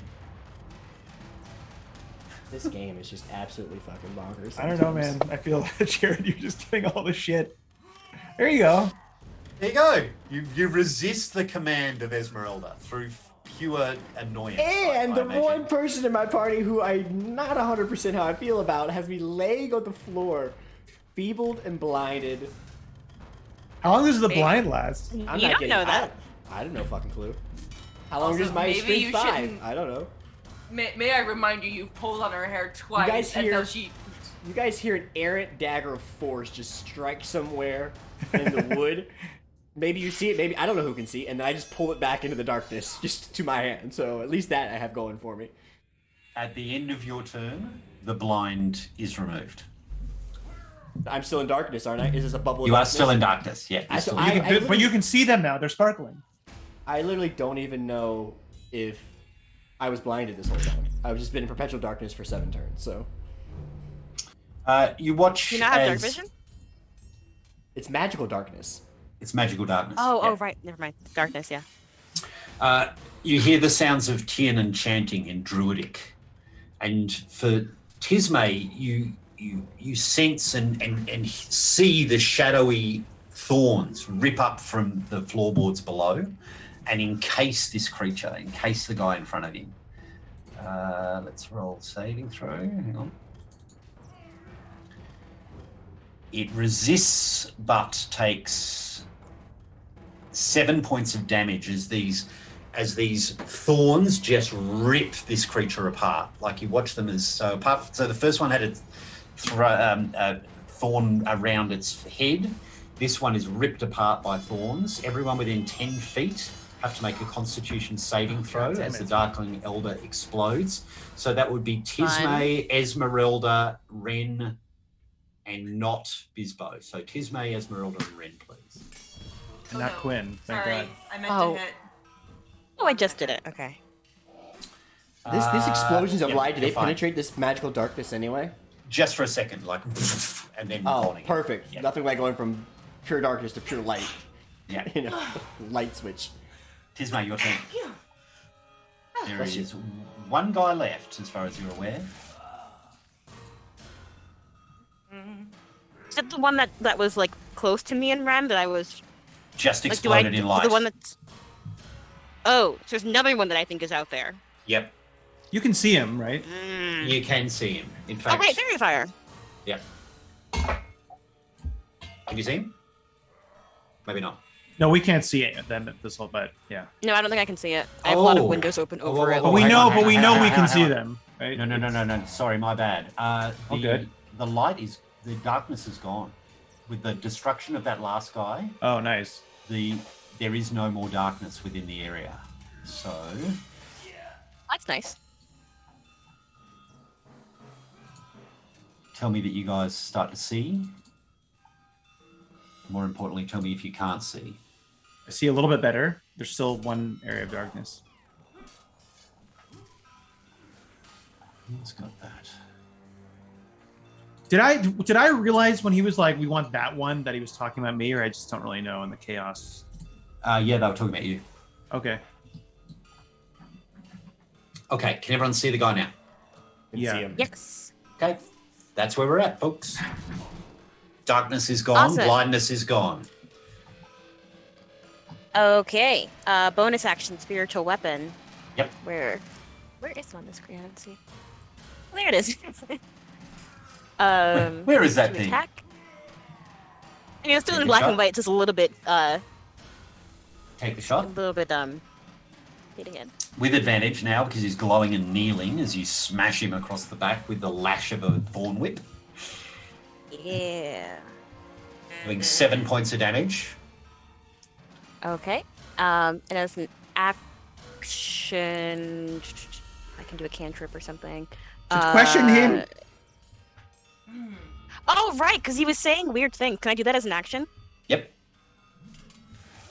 I mean, Can you do what as an action? Sorry. Can I ask him a question? Sure. Because I was I'm very confused as to what's going on. The way I work it This is is you've got talking about at- you've got about 6 seconds to talk in your turn, and you can do that freely. If you want to spend a bit more time, then we maybe call it an action. I was just going to ask him, like, what do you want with him? If that's like 6 seconds of action. Sure. What do you want with him? He opened the tome. The mistress wants to know why. God damn it. Okay. Guess that What? answers my question. And ends my turn. Esmeralda, your turn. That was a different kobold. Esmeralda will stride forward and say, "This cobalt is an ally of the Court of Roses. To take him is to brave error with the Court of Roses." And she's going to raise up to show the bracelet that he made. And tell him, you will inform the king, as well as your mistress, that if she wishes to take this kobold, she would have to come straight to the court. Now go. Awesome. What do you? Is there an effect to this, or is this just an intimidation roll that you want to be pushing to it? This is gonna be an intimidation. Advantage. Is it advantage because of the power of friendship? Yes. Okay. Yes. Always. Nice That rolls. would be it. That would be a 22. He is still only just getting up from his servitude, because he's been kneeling in supplication towards you, and immediately he starts to move towards his feet. He bows once more, says, Your Majesty, I will inform the River King, and starts to back down Wait. the hallway. Wait, do you have Drake? Are you the one who took Drake? Bizbo, I don't think they were the ones that took Drake. He looked just like him, though. The shadows were the same. Make a persuasion roll. Me? Yep. Oh, God. This is the pitiful kobold. Pardon me. Yeah, Pitiful it's like, kobold. there was definitely a quiver What do you in mean my voice. charisma isn't like your best stat? I like it. Totally not. Yeah, that tracks. He entirely ignores you as he fades back into the shadow and disappears. That glitter is not to come out, just so you know, you bastards. I think You're stuck Quinn with it. still takes a shot at him, even if it's Yep. a disadvantage. Sure. Let me target him. He's still glittering. Yeah, so it will be an Uh, advantage. So let me quickly target him for you. He's outside of Just my effective straight. range, I'll So say. it's Like, flat. So it's a straight roll. yeah, I think because like a lot of people have gotten away from Quinn in these fights, and fuck this guy. Yep. He's going to be a messenger. Take the shot.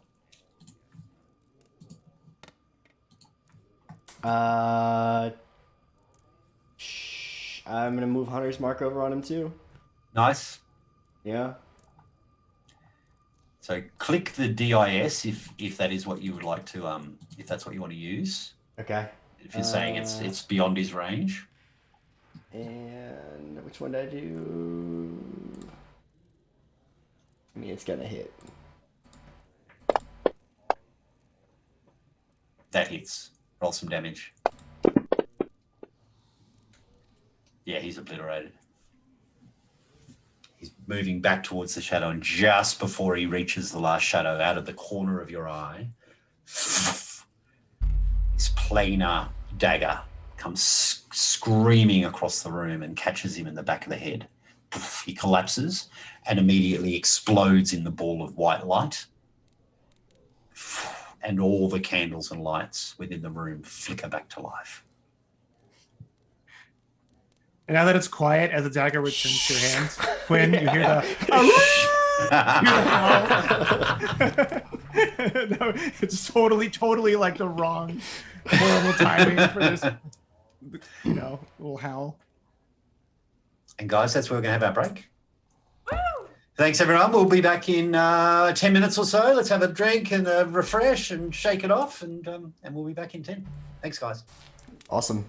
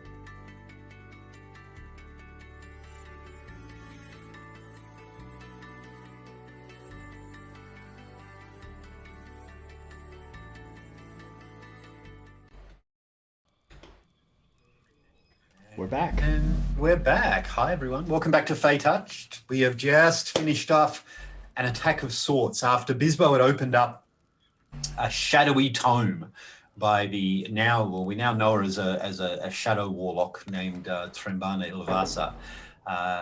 You guys have been attacked by shadowy forces themselves, shadows, and then these dark figures that emerge from out of the corners and nooks to attack and try and get Bizbo back to their mistress, only to be thwarted by some frenzied combat. And despite being blinded, weakened, prone, commanded, and in darkness, a single dagger flies out of Quinn's hand, destroying the last of these emissaries from wherever they've come from. And so everyone looks around at Quinn, who's still on one knee, the dagger returning to his bracelet, and the faint sound of the lone wolves howling as it returns to your hand. I mean, Quinn is feebled, right? So He's very weak, yet physically weakened. he like leans over onto the bar stool to like help himself up, and sits back and leans against with his back to the bar. The turret scrambles under you and like props you up. Esmeralda is actually just stare a moment at the spot where that darkling was. And her skin begins to turn from the blues, purples, and pinks to the red and gold as she whirls around to face Quinn. And have you lost your sense of hearing or understanding?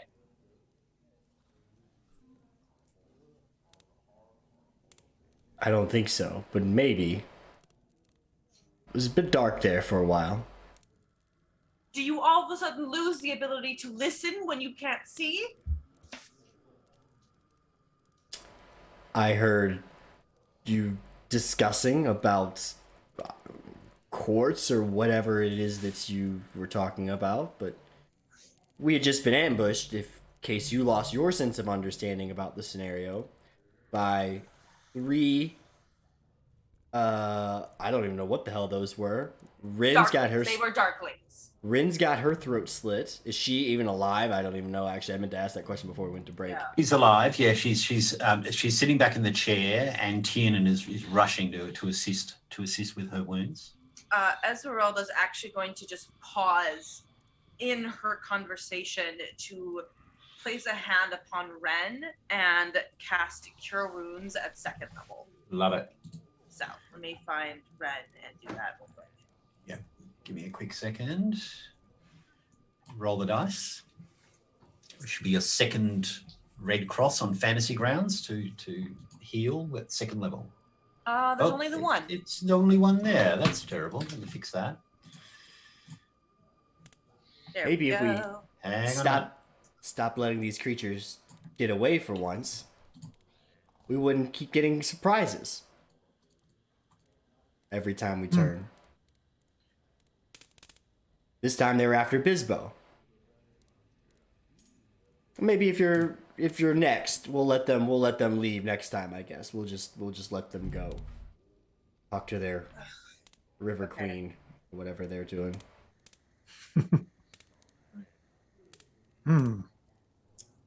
Nice deal.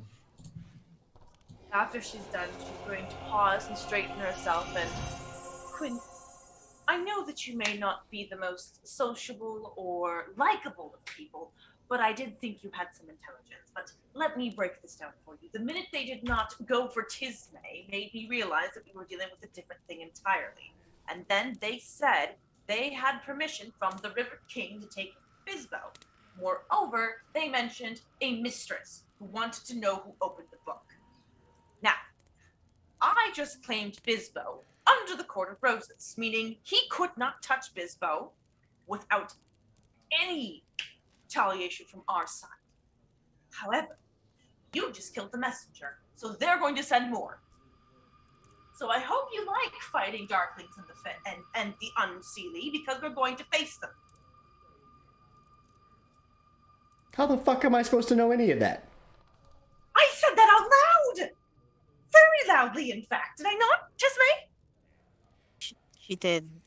What I mean, is- I was what next is- to you, so it might have been louder. What does it mean to claim someone under the Court of Roses? I literally said he was an asset of the Court of Roses, and if they wanted to take him, they would have to approach the court and, by law, me. Now they don't have to approach anyone. Dead.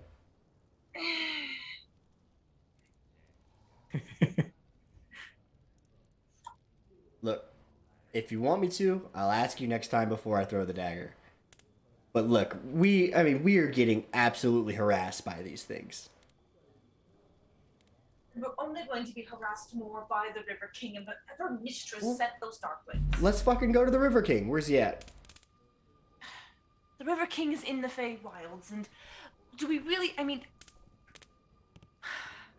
let me just try to explain this as best I can. The River King is of the Unseelie. Do you remember the conversation we had about the Unseelie Court? You're nodding, but do you? No, okay, there we go.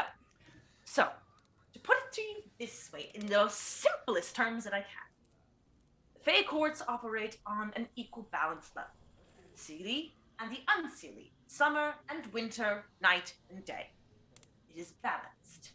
There are different subsections of that court, one being the Court of Roses and another being the Court of the River King. Seelie or You Unseelie? follow it. The River King is the Unseelie. We are, of the Court of Roses, Seelie. And you fight for whoever controls the court. No, it is a natural transition of power. Sure. Okay. Just think, I turn away as I'm identifying. Think of them as different duchies, okay? They're all under this strict political hierarchy, and they each have equal power, so they each have their own spheres of influence. I turn back. We continue to identify the book. Yep. Yes. And by me claiming Bizbo as an ally to the Court of Roses would have made him untouchable to the River King. That is, if the messenger had gotten to him. That messenger just- is now. Send him a message. We have that little candle. That goes directly to Amorta, who is actually, if you remember my earlier conversation about Amorta, is one of his ex-courtiers. That wand goes to anyone we know. It talked to Bisbee. I believe it worked on me, says DP. That's true, but you do. Do you know? One Have you thing met you the would- River King? One thing you would not be aware of is whether it goes to the Feywild or not from the planar realm. So from the prime material, it may not work. It may not. That, and you just don't simply message the River King or any royalty within the courts. That is rude. Would Okay. you like it if someone just opened your bedroom door while you were sleeping and screamed a message at you? No, but I also wouldn't send a group of assassins. They were.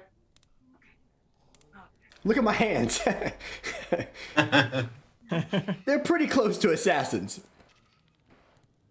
Yes, and obviously they were here to collect Bizbo. I realized when we are dealing with the River King that we would be dealing with somebody who understands the rules and nature of the Fate Court. So if I were to have claimed Bizbo as one of the Court of Roses, which by him giving me this absolutely wonderful gift, Bizbo, that would solidify that rule. And the River King would have to petition the court to get Bizbo, which we would not honor that petition. I understand. I'll ask So, next time, or follow your lead. Just better. I yell back to him, just read the room. I go back to the tech. I literally couldn't see the room. Like there was darkness. You don't look good, man. yes, you I feel should terrible. probably rest. Those However, shadows have drained you. You need to make a long. You need to night's sleep or do you well. Godwin, make him some more milk. I don't want. Godwin immediately flies out to the kitchen. Yeah. Crashing. I There's don't a sound of crashing. He's already doing it. Godwin's More doing that. importantly- His mate. Oops, sorry. more importantly, he mentioned a mistress who knew about that book. Now, Master Garrison, Was there anyone else who was aware of this book? Well, I'm not entirely sure. I grabbed it from the barrow. I believe others knew. I believe that. Well, she was quite famous. Trimbana knew a lot of people. Prior to us moving here, we traveled through many of the realms. Our successes were well known. Retiring to Riverbend was Trimbana's idea, but most knew of Vasa's power, of all of our power. As a company, we had our success. People within the Grand Duchy knew of what we'd done. So they just tell you? How We were quite sure? local heroes in some ways.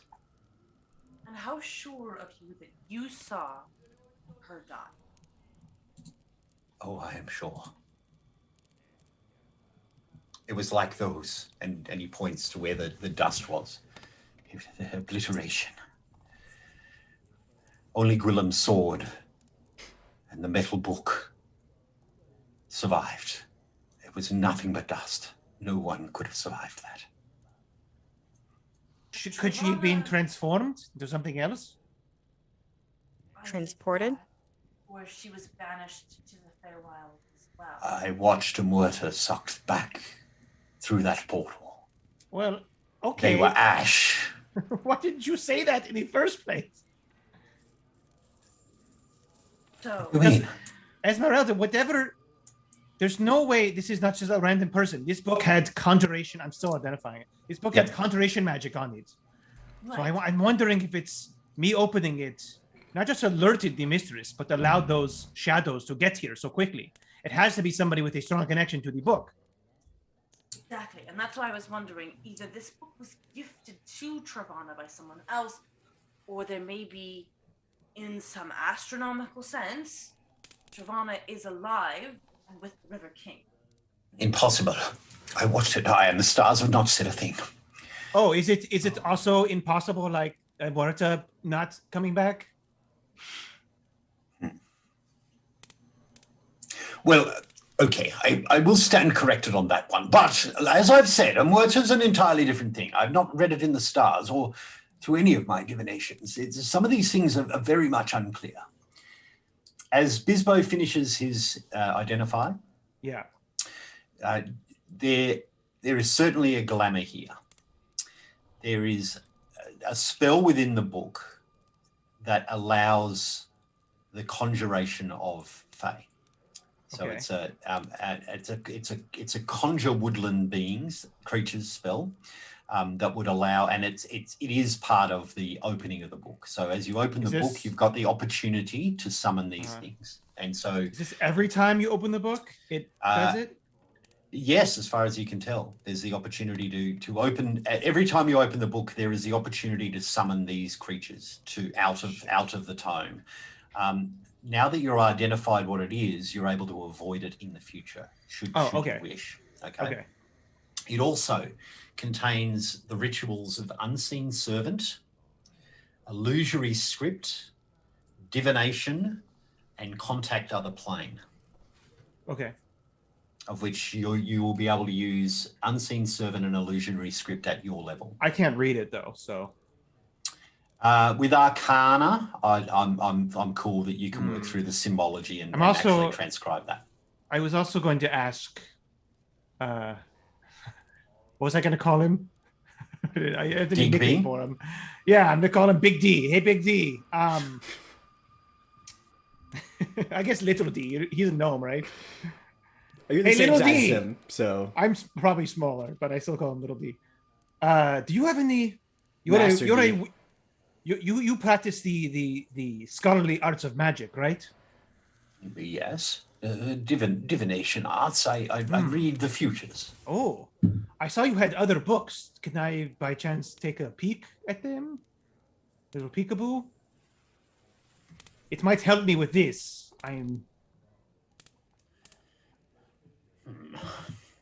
these things are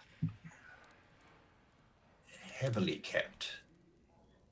Okay, well, do you have, I'm aware that there's a spell that allows you to know other languages. I'm sorry, that is not one thing that I've been trained in. I'm more proficient in location, understanding where things are within the world. What about other worlds? Well, not necessarily. More within the Prime realm. I myself have not traveled to the other planes as yet. To be fair, it wasn't really my cup of tea. Much prefer helping out the village and understanding the seasons and more to do with the astronomical. Astrology, of course, is complete bunker, but astronomical art. Of course. So locate object and detect thoughts is some of the options potentially if you ingratiated yourself with this man. Oh, well, those are high level ones. Does he have augury? Nope. What was that? what was that response? No. Oh, okay. Oh, no. Okay. All right. Okay. I've been meaning to get. I have a way of incorporating your magic into my device, but I have to see it to orient it in a certain way. This book, I think it would be safe in the future for us to use it without conjuring them. Now I know how to do it. But I do wish you could try to teach me your language. Because there is spells in here, as you said, but there's also a vast amount of knowledge from Trimbana's point of view. I think it would help us. So if I could learn the art of the Sylvan tongue, that would help me parse through here. You look extremely excited. You want me to teach you Sylvan? Yes, that would be. Oh my goodness, I'd love to teach you Sylvan. And of course, I'll make sure I translate these so you can use them, but we can use this book as practice. Oh, you'll be such an impressive thing when we get to the Court of Roses. Okay, really?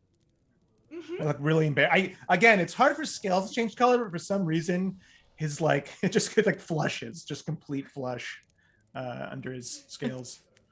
Why do I get the sense that Tismay's going to teach him all the swear words on the side as we, Totally dirty. Yeah, That's the one to remember. Yeah. Tismay will teach him whatever he has. Yeah. That's right.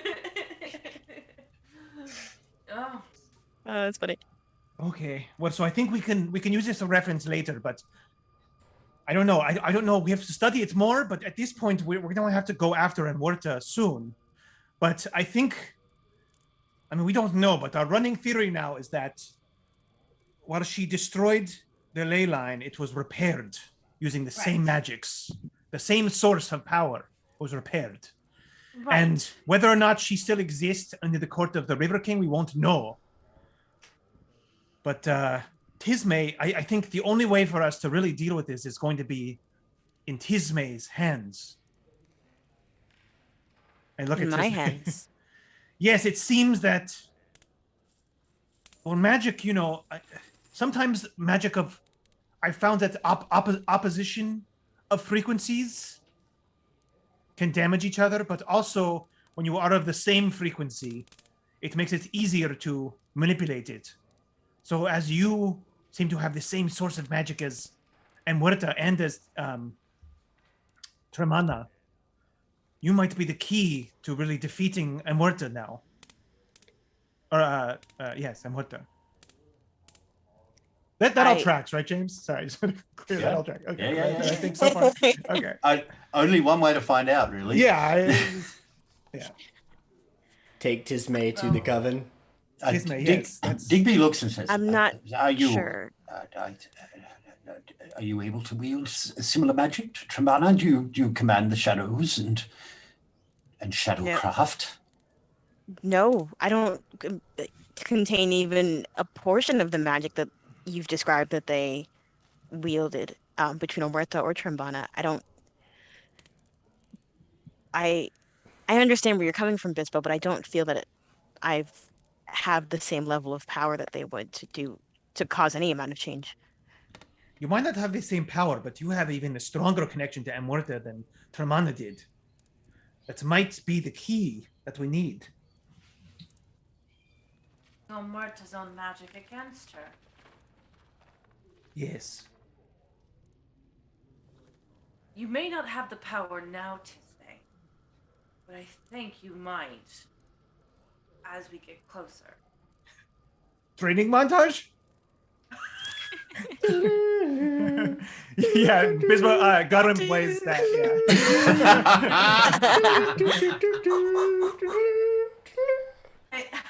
Oh no. I'm confused. So our plan is to continue to the burrow? We already talked about going back to the soldiers was a bad idea. And you Sure. guys did not want to go to the Court of Roses because you thought it might take too much time and the damage on the material plane would be too great. Which I heavily disagree with, but Can you not send a message to them to send help? get a message to Dorian. If anyone would understand what's going on and be able to help us, it's Dorian. Who is? Do Who's we know who Dorian is? No. Oh, Dorian. my Was apologies. that the puppeteer? That was not the puppeteer. How dare you? Dorian is my favorite brother. One of 10 brothers. All 10? Brothers? That's actually 10? kind of surprising. That's actually probably not crazy. I was born into a The nest least. of 40 kobolds, so I don't know who my siblings are. Do they nest? 4 was bad. Yeah, I came out of an egg. No, I think he's talking about the she. Do the she nest? Oh. So- Did they come out of eggs too? I say? Did you come out of an egg as well? No, we come from beautiful homes and fantastic boulevards and much It's more not an colorful egg. and much Boulevard. more.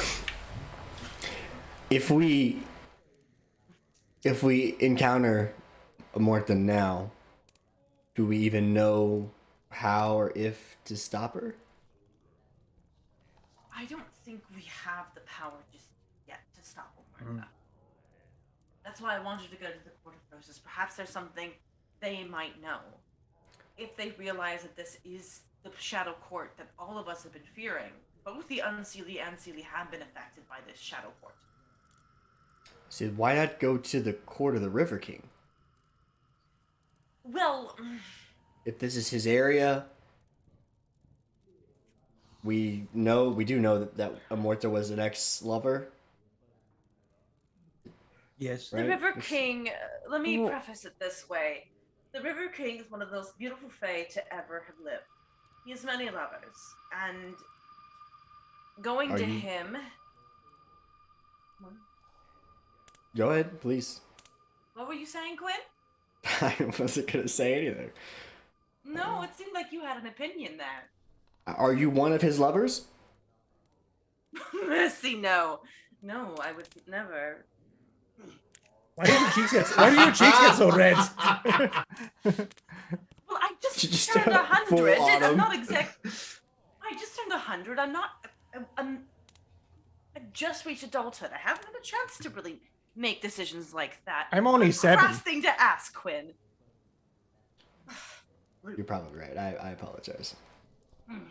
Anyway, So talking to him is out of the question. I mean, he wants the book. He knows Amortha. This is his land. talking to the River King may not be fully out of the question, but we must understand that he is unseelie. But if he bears ill will towards Amorta, we may be able to get him to agree to work with us. However, he is as capricious as you are, Quinn. We'll get Do along. we know that he? The river flooding earlier. Do you remember? Yes, the flood's getting high, and Ren says the waters are emerging by the hour. The upper reaches of the river have already spilled their banks. There are fens that are growing, marshland where it was previously open fields. The River King is unhappy with something. So we would be going into a bit of a difficult situation. We don't know if he could be involved with all of this. If she was Right. once subservient to him, how do we know that he's not involved? How would you feel if an ex-lover of yours gained more power and was attempting to usurp the cycle of natural power that you had? But if she's operating under his orders, then No, that would have never happened. You have to understand, he benefits from the current system. The way the Shadow Court is functioning, it would remove that balance of power, even from him.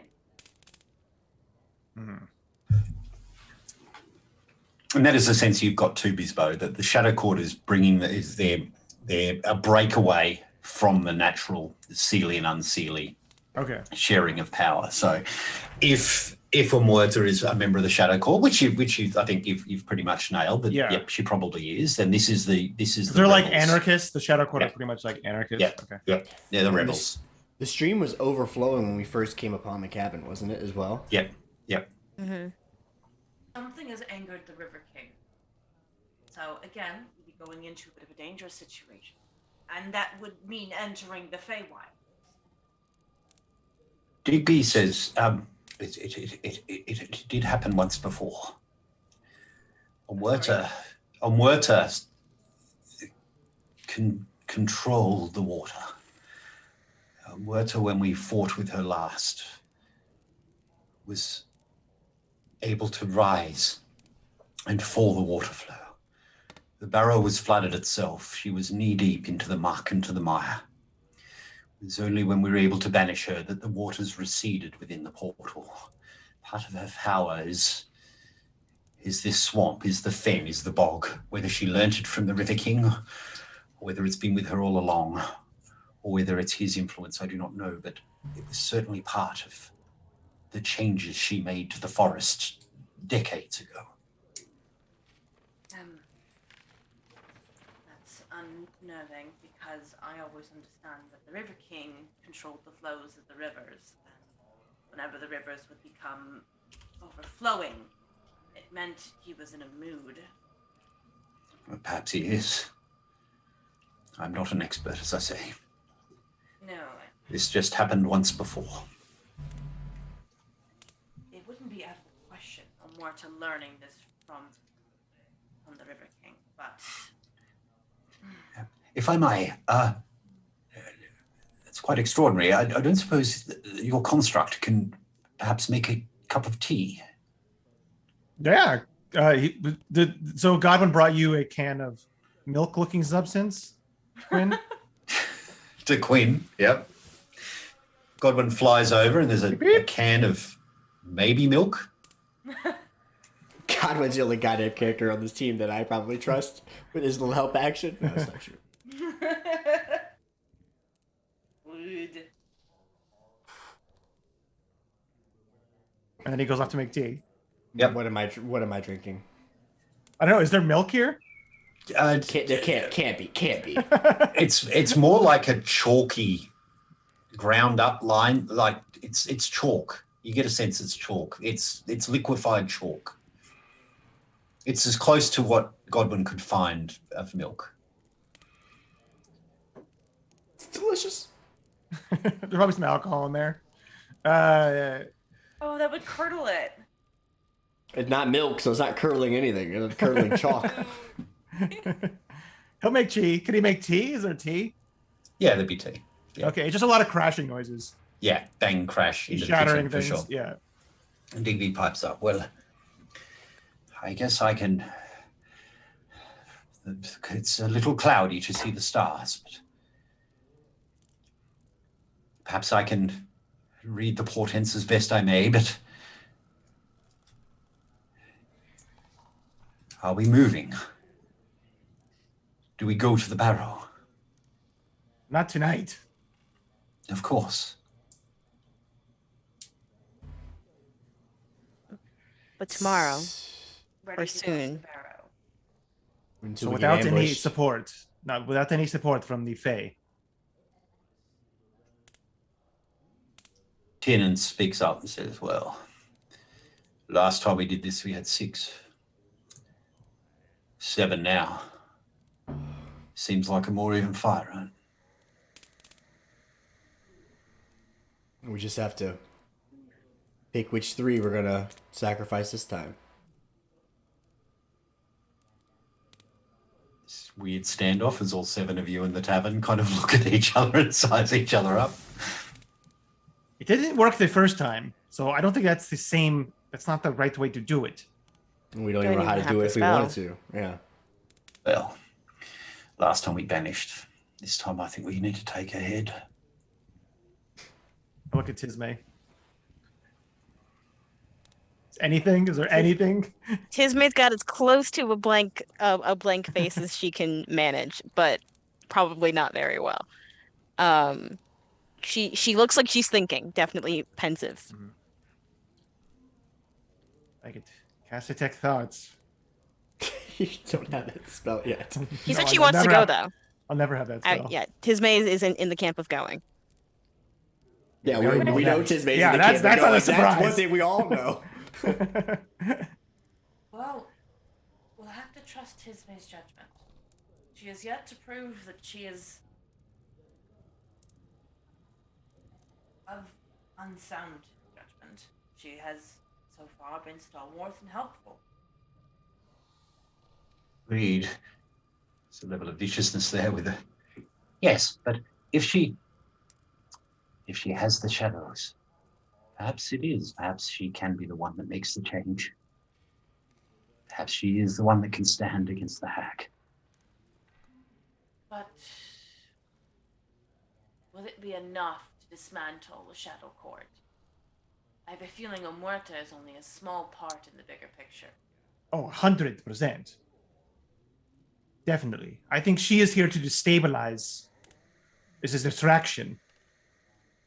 They've been operating all over the Empire.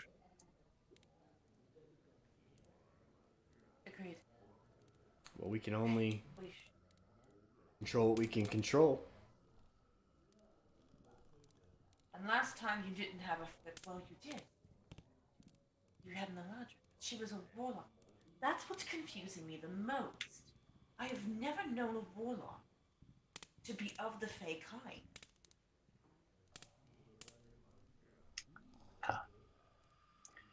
The old adventurers look blankly.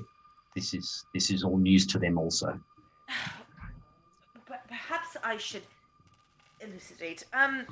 You've noticed that the miller's wife and myself have a certain look about us. She has a bit more of a winter coloring, and I am well, summer now, but normally I am a spring. Can you tell me what this Eladrin looked like when she was living? Dark hair, deep eyes of emerald. Not like you, not fiery, not with the flame. More like him. And he points to Quinn. Esmeralda's gonna whip her head around again and High cheekbones and darker hair. say just Elvin then. Well, yes, but they would glow fiery. Her eyes would glow like fire. When she was angry, of course. That sounds like a summer Eladrin.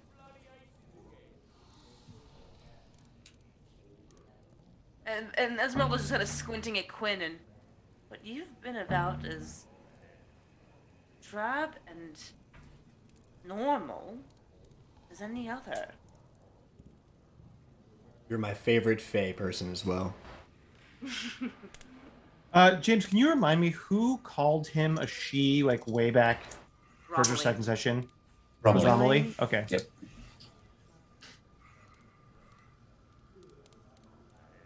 Esmeralda's going to just look at Quinn, and Quinn, do you recall your family, your mother and father at all? Father, yes. Mother? He's briefly. No, not even really. I mean, flashes maybe.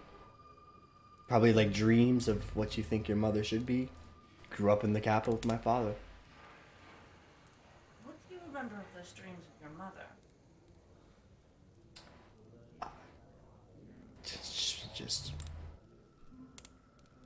sounds more than shapes, I think. I don't. Just projections, I think, of. Just always grew up in the kingdom. Just, me and Pops.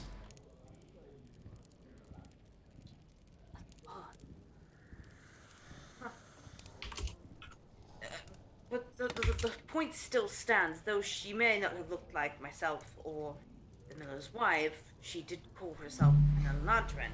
And as to I understand, those that are of Eladrin and of the Fae don't enter warlock packs. That's just not done. So why did she?